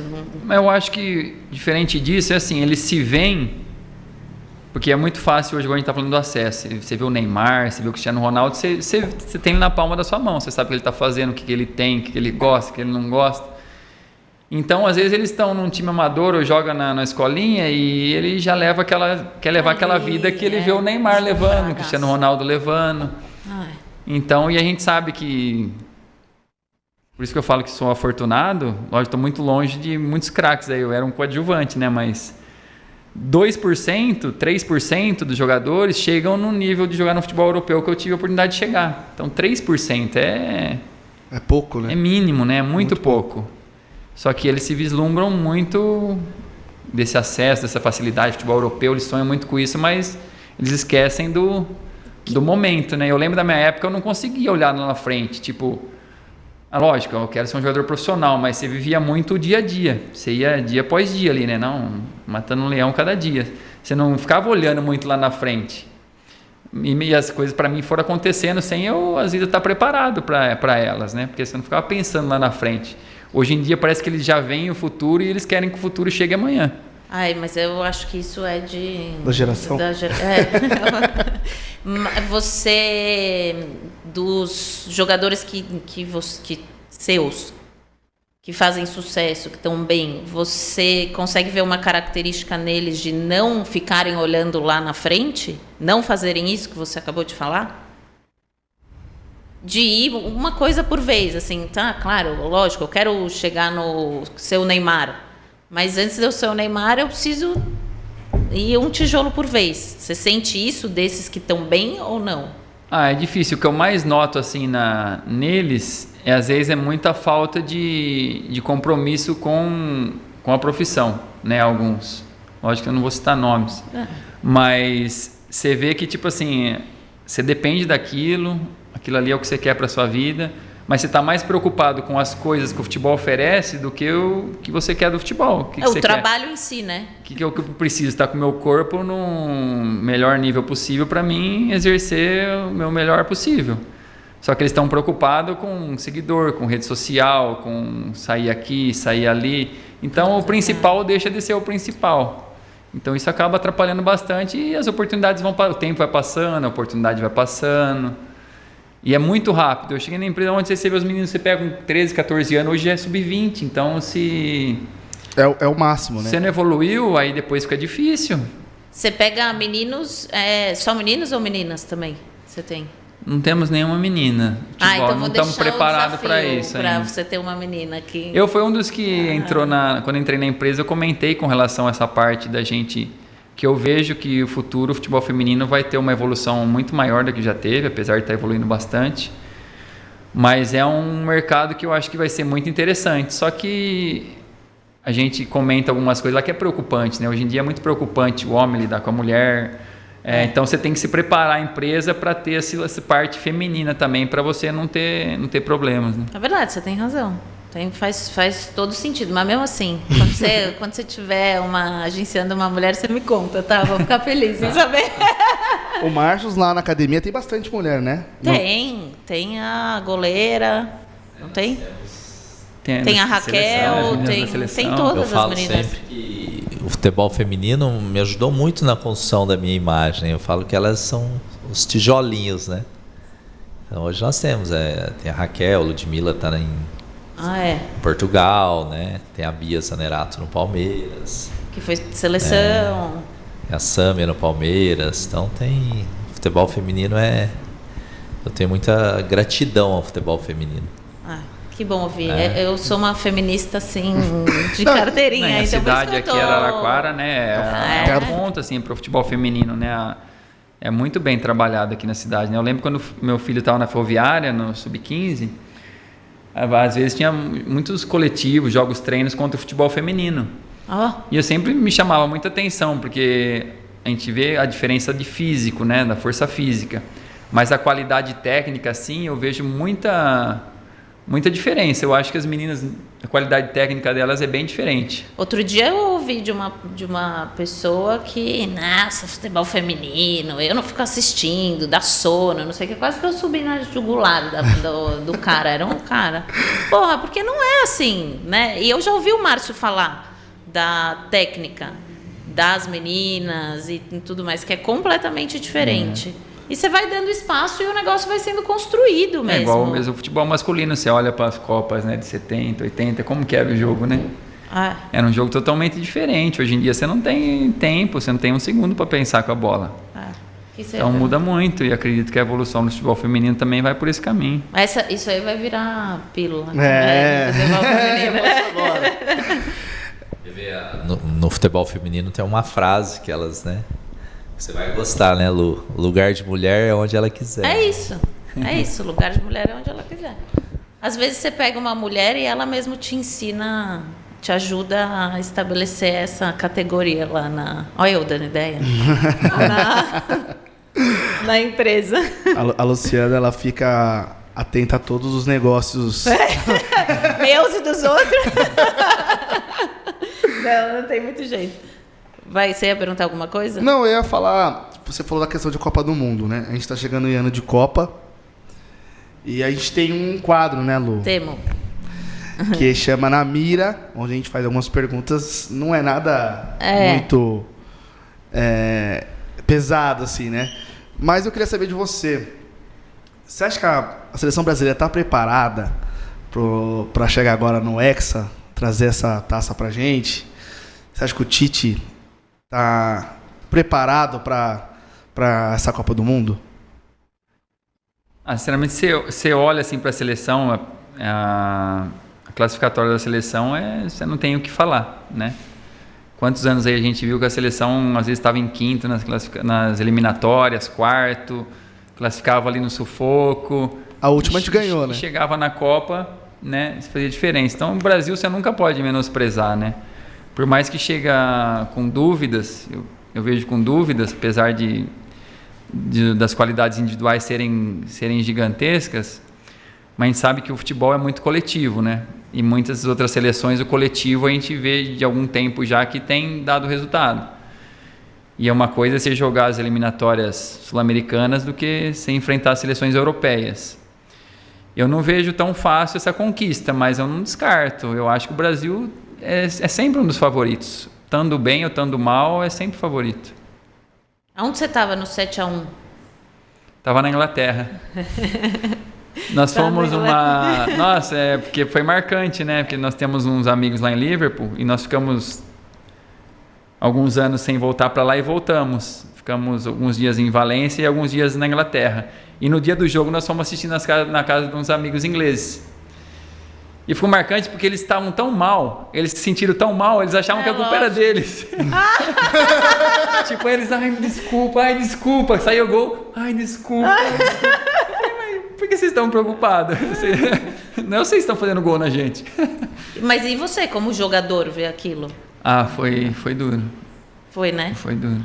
Porque a gente, como torcedor, sente, né? Mas como jogador, porque você deve imaginar, porra, você podia fazer isso aqui, você conhece da tática, de tudo mais. Não, porque o resultado eu acho que, lógico, foi 7-1, não dá pra você dar muita explicação, né? Mas a diferença não era, você olha os times assim, a diferença não era pra ser aquilo, né? É aquela coisa, que o futebol é isso, você desconectou um pouco, igual a gente vê o jogo do Madrid com o PSG ontem. O PSG desconectou uma falha do goleiro, aí desconectou 10 minutos, acabou, já era Champions League. Então, e ali é a mesma coisa, o time tomou um gol, tomou outro gol, apavorou, Não dava aí a hora mais. que você vai correr atrás, né? E você vê no jogo, você relembra os movimentos, o Brasil teve umas 3, 4 chances de fazer uns 4 gols ali, fácil. Então você fala, poderia ter sido diferente o resultado, mas... Sim. Eu acho que até A história já tá escrita, A né? Alemanha, chegou no 7º, a Alemanha já estava assim, puta que pariu, né? Mas vou comemorar, assim, em cima deles, foda, né? Né, eu vi uma entrevista no Globo Esporte que um jogador, eu não vou saber qual foi, falou que o técnico falava, se alguém zoasse, se alguém fizesse alguma coisa, alguma brincadeira, na hora do jogo, ele ia tirar. Então a Alemanha continuou jogando, tipo, Não, focada. É isso, então. Esse que eu ia comentar, o perfil europeu, assim, né? Do respeito até nessas horas, né? Tipo, o respeito nosso qual que é? É encarar eles os 90 minutos da mesma forma. Às vezes, se fosse o Brasil, se fosse o contrário, talvez o brasileiro ia já dar aquela total. relaxada, tentar dar aquela caneta que ele não ia dar se tivesse empatado o jogo. Mas isso não tem lá, e também é o que favoreceu, eu acredito que esse 7-1. Uma outra pergunta, qual é uma escala, se você estivesse jogando hoje, e fosse fazer uma escalação para você jogar, não como técnico, quem que você escalaria? Dos jogadores que eu joguei, como o É, atual? que você queria ter jogado. Você gostaria de ter jogado? Gostaria de ter jogado? Eu vou buscar jogadores antigos também, que eu falo porque, como jogador, a minha inspiração era o Leonardo, que jogou no São Paulo, jogou no Paris, jogou na seleção, né? Eu me espelhava muito, gostava do perfil dele. Aí depois eu fui pro Valência e eu vi que ele tinha passado pelo Valência, então como jogador eu segui, marcou muito, porque quando eu fui nas primeiras convocações da seleção em 94, o Brasil tinha acabado de ser tetra. E o Leonardo e Jorginho foram lá dar uma palestra pra gente na Granja Comari. Então eu tirei foto com ele, com o Jorginho, então marcou. Eu me espelhava no cara e ver o cara ali campeão mundial e tal. Então o Leonardo seria ia ter que jogar no meio, porque a lateral ia ter que jogar. Né?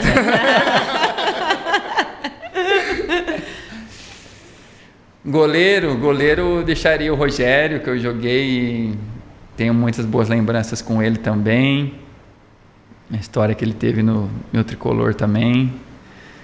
Lateral direito eu gostava muito do Zanetti, de ver o Zanetti jogar, apesar de a gente ter o Cafu também, mas é muito difícil sempre você escalar um time assim com os jogadores que você viu, conheceu, né, ou acompanhou. O Gerrard não pode faltar, que eu convivi com ele e para mim esse daí é realmente diferente, fora de série. O Aimar era um jogador que eu me dava muito bem e dentro de campo a conexão era muito boa e tinha uma qualidade também muito diferente, técnica. Torres e Soares, 2 atacantes que eu tive oportunidade também que dispensa comentários, assim.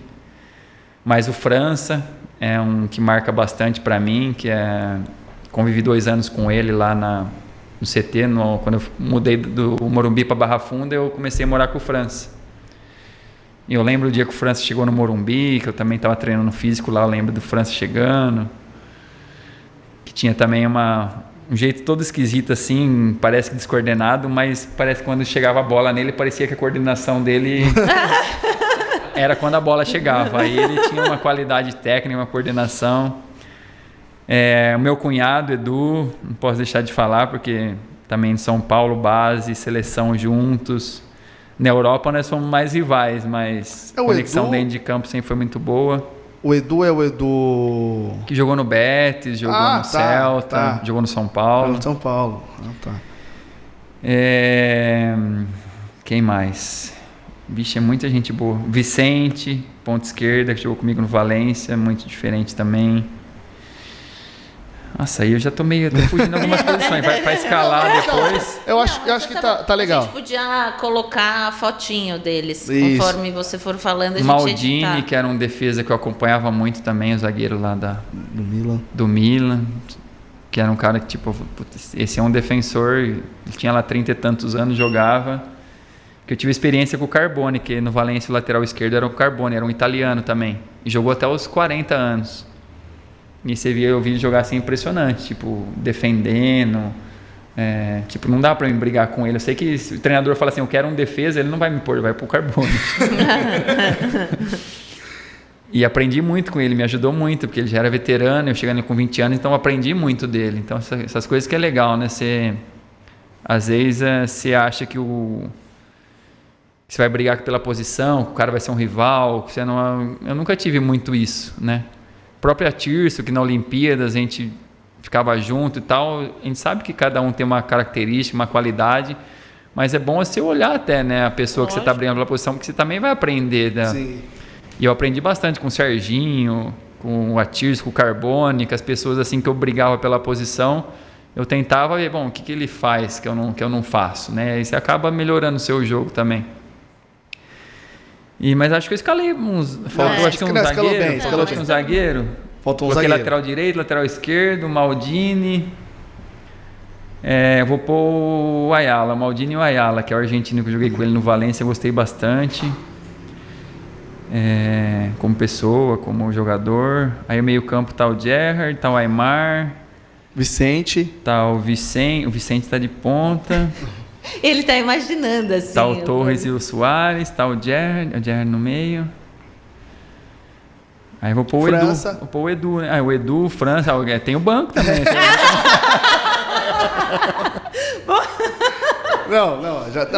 Tem que montar o elenco completo, né? Bom, a gente está indo para o final. Eu tenho uma pergunta, nem sei se posso fazer essa pergunta. E a outra eu vou deixar para você, porque a gente está falando de futebol, aquela nossa. Tá. Qual é o melhor jogador da atualidade, na sua opinião? Na minha opinião, deixa eu relembrar aqui os...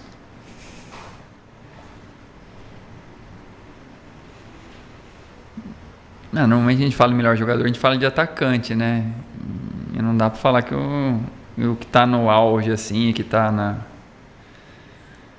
nos olhares de todos é o Mbappé, né? Ainda mais, apesar do jogo de ontem ter sido eliminado, mas é o jogador do momento, assim, né? Mas você concorda? Eu concordo, concordo. Eu acredito que tem jogadores, assim, completos, só que aí... É muito relativo. Sempre o meu filho às vezes me questiona, ele pergunta e fala muito. Mas não, se juntar, você pega um time de 11 Messi, ele vai ganhar de todo mundo. Não, Fabinho, não é bem assim, né? Porque tem que ter especificidade da posição. Sim. O defesa, o jogo aéreo. Mas aquele jogador lá é caneludo, não sei o quê, mas ele tá lá por causa que ele faz aquela função. Ele não tá lá para ele driblar, para ele fazer gol, ele tá lá para ele desarmar, para ele. Então, você falar do melhor jogador é muito difícil. Eu sempre fui muito fã do Messi. Para mim, o Messi realmente o melhor de todos os tempos.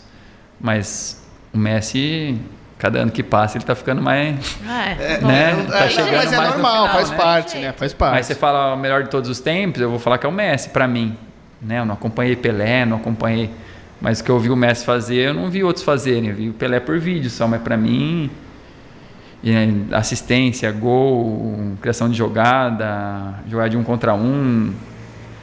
Então você pega ele no auge, aí você fala o Ronaldinho, conheci o Ronaldinho na base, era craque também, só que você pega o auge do Ronaldinho, foi quantos anos? Foi 2 anos. 2 anos, isso.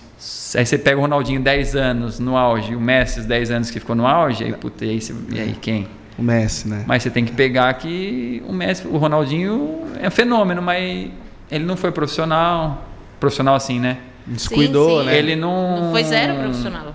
Eu cheguei aqui, tipo, eu me acomodei. Relaxei. Né, o Messi, você vê ele 10 anos, assim, o Ronaldo, que a gente vê, tipo... Focado, chega um né? momento que o físico, você não vai conseguir brigar com ele, né? Mas você tá no seu limite a todo momento. Às vezes o meu limite com 20 anos é 100. O meu limite com 35 anos não vai ser 100, vai ser Mas 70. você tá lá no limite. Mas eu tô no meu limite, É, né? lógico. Isso que é o importante, que é o que a gente vê que muitos atletas, principalmente brasileiros, não sei se cultural, o que é, eles têm a tendência a se acomodar muito fácil. Que é o que eu prego muito, falo para os meninos hoje. O que é? Futebol europeu, né? Eles veem o futebol brasileiro, querem jogador brasileiro? Lógico que querem. Né? O brasileiro tem o que é diferente, o gingado, a qualidade técnica, o improviso, que é o que o futebol europeu normalmente não tem. É mais difícil. Aqui é criado mais esse perfil de jogador. Só que lá eles querem um jogador, eles preferem um jogador nota 8 dentro de campo, mas que fora seja um 10, do que o contrário. Do que você ter um craque dentro de campo, mas o cara te traz problema, o cara prejudica a marca do time. Então, hoje em dia, tudo isso daí é muito importante. O jogador bad boy, eu acho que perdeu um pouco o mercado, né? Acho que já não combina mais com o futebol atual, com aquele cara que dá trabalho fora. Eu acho que já não combina mais com o futebol atual, né? A gente volta pro brasileiro, volta pro Neymar. O Neymar é um desperdício ele não ser eleito o melhor jogador do mundo nenhuma vez. Isso aí eu ponho que é culpa dele. Óbvio. Não é de ninguém. Até porque o Né? Cristiano Ronaldo, o Messi vem envelhecendo, né? E ele ainda é muito mais novo que eles e dava para chegar a disputar uma bola de ouro com eles. A gente fala, ele deixa muito o entorno midiático atrapalhar o seu objetivo. Lógico, ele alcançou, foi campeão da Champions, foi campeão isso, campeão daquilo. Tem muito mas tipo assim, um jogador da qualidade, das condições, do potencial dele, se ele não ser nunca eleito o melhor do mundo, é um desperdício. Para mim é um desperdício. Com Lu, certeza. eu vou mudar nossa pergunta final. Fica à vontade. Fábio, qual era um clube que você queria ter jogado e não jogou? Ou que você já se imaginou jogando? Eu queria ter jogado no futebol italiano. Porque eu tenho descendência italiana, tenho passaporte italiano. Então é um mercado que eu queria ter tido a oportunidade de jogar. Assim. E de pequeno eu seguia muito o Milan. Né? Porque acho que na nossa época também é o que era mais transmitido. Então eu lembro de Gullit, Van Basten, Rijkaard, que depois foi treinador do Barça, o próprio Maldini daquela época. Então era um clube assim que eu olhava assim diferente, o Milan da Itália. Assim. Então se eu tivesse tido a oportunidade, E se no eu pudesse Brasil? ter escolhido... Fora o São Paulo. E no Brasil? Nenhum. São Paulo, joguei no São Paulo, é isso. Então eu vou fazer a pergunta final. A pergunta final para a gente encerrar. O Além da Capital é um podcast para a gente falar de sucesso, aquilo que a gente conversou lá da primeira vez. Então a gente dá voz para as pessoas de sucesso que estão aqui no interior. Você é uma pessoa de sucesso do mundo. Do mundo, mas não, está localizado hoje aqui em São Carlos. Mas a gente quer transmitir o sucesso para quem nos assiste e nos ouve.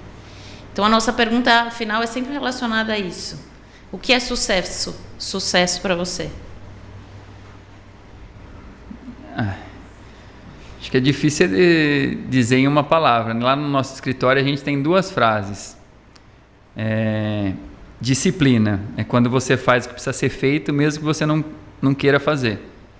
E sorte. Sorte é quando você encontra, quando a preparação encontra a oportunidade. Então a gente tem no nosso escritório essas 2 frases.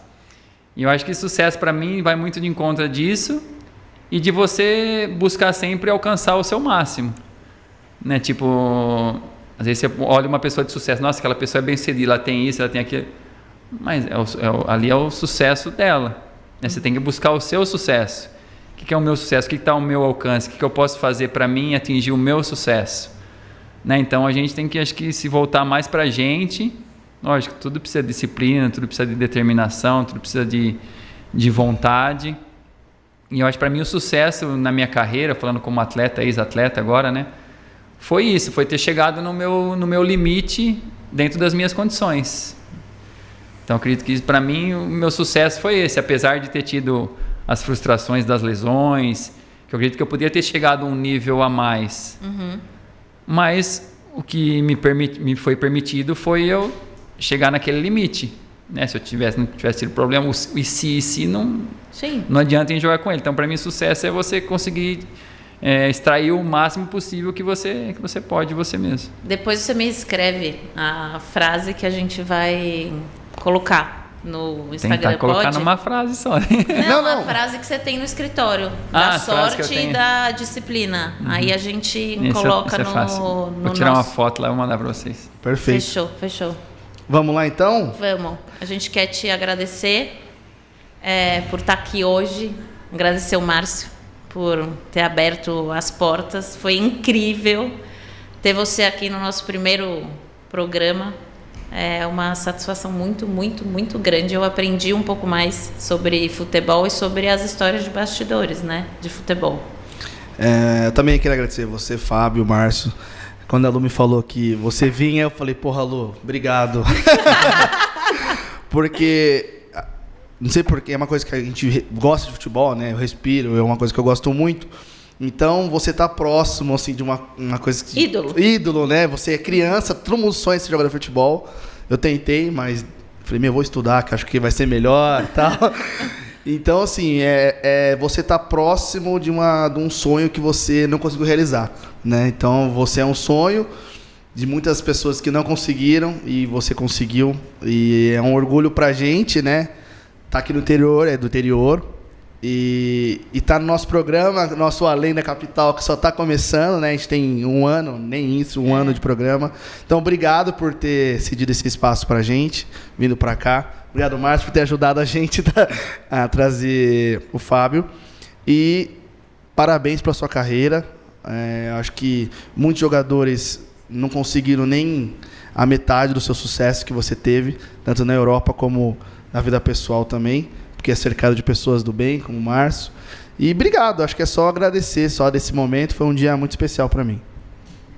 Eu fico feliz, espero que vocês tenham gostado mesmo, agradeço a oportunidade, o Márcio que fez a ponte, se tornou um amigo, né? Apesar de personal, é um grande amigo nosso. E agradeço a oportunidade com vocês, para mim foi bem gostoso relembrar várias coisas que a gente viveu na carreira, contar as histórias. E aproveito para deixar também os meus melhores desejos para Além da Capital, que vocês muito obrigado. Trilhem aí uma jornada de muito sucesso também. Obrigada, Fábio, foi muito bom. Então vamos lá, então, Lu, finalizar. Você vai dar tchau, eu vou dar tchau.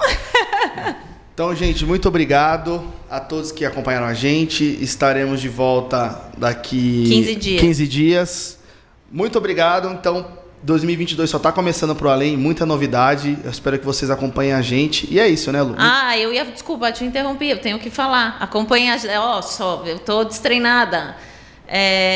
Gente, acompanhem nas redes sociais, Instagram, @Além da Capital, YouTube Além da Capital, tem que digitar e você vai encontrar a gente. Mandem mensagens, mandem comentários, a gente constrói junto e mandem indicações de gente que vocês querem que a gente entreviste.